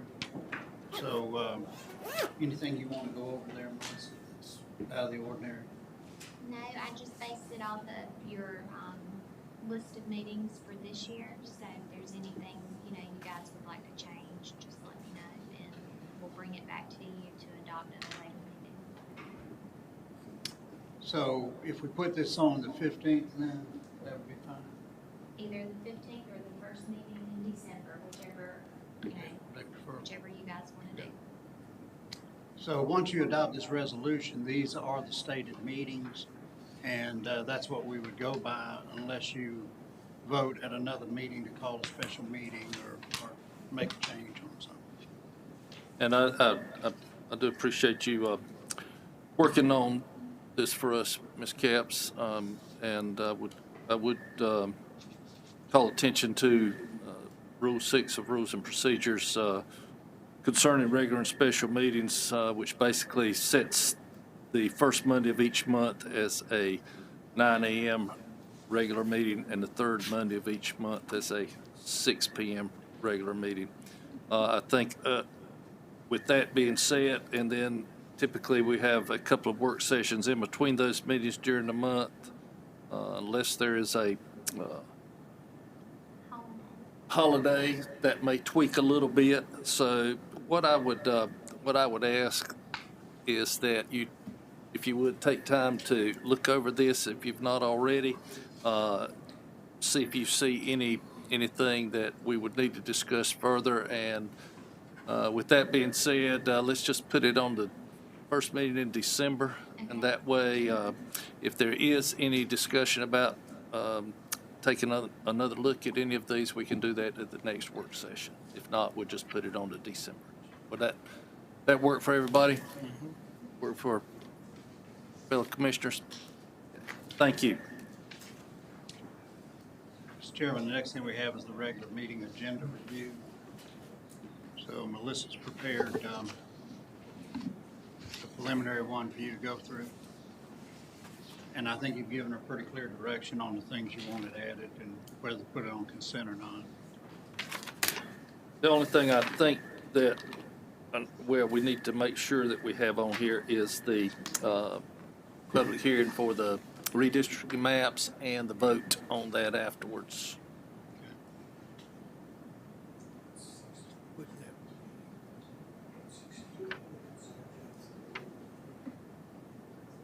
Did we discuss the demolition bid as being consent?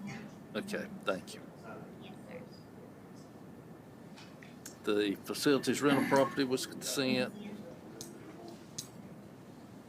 Okay, well, it looks to me like we're good unless some of my fellow commissioners see something else that we have overlooked for next Monday. Mr. Chairman, just for my edification, as far as the public hearing for the redistricting, will that be the new item 7? I think that is probably a good point for it. So we'll make that item 7 and we can renumber down for the other ones.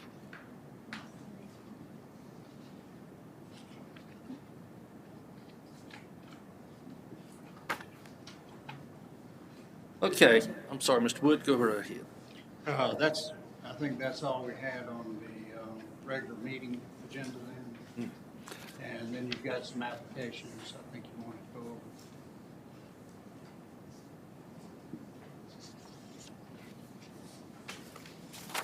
These are the appointments for November 15th.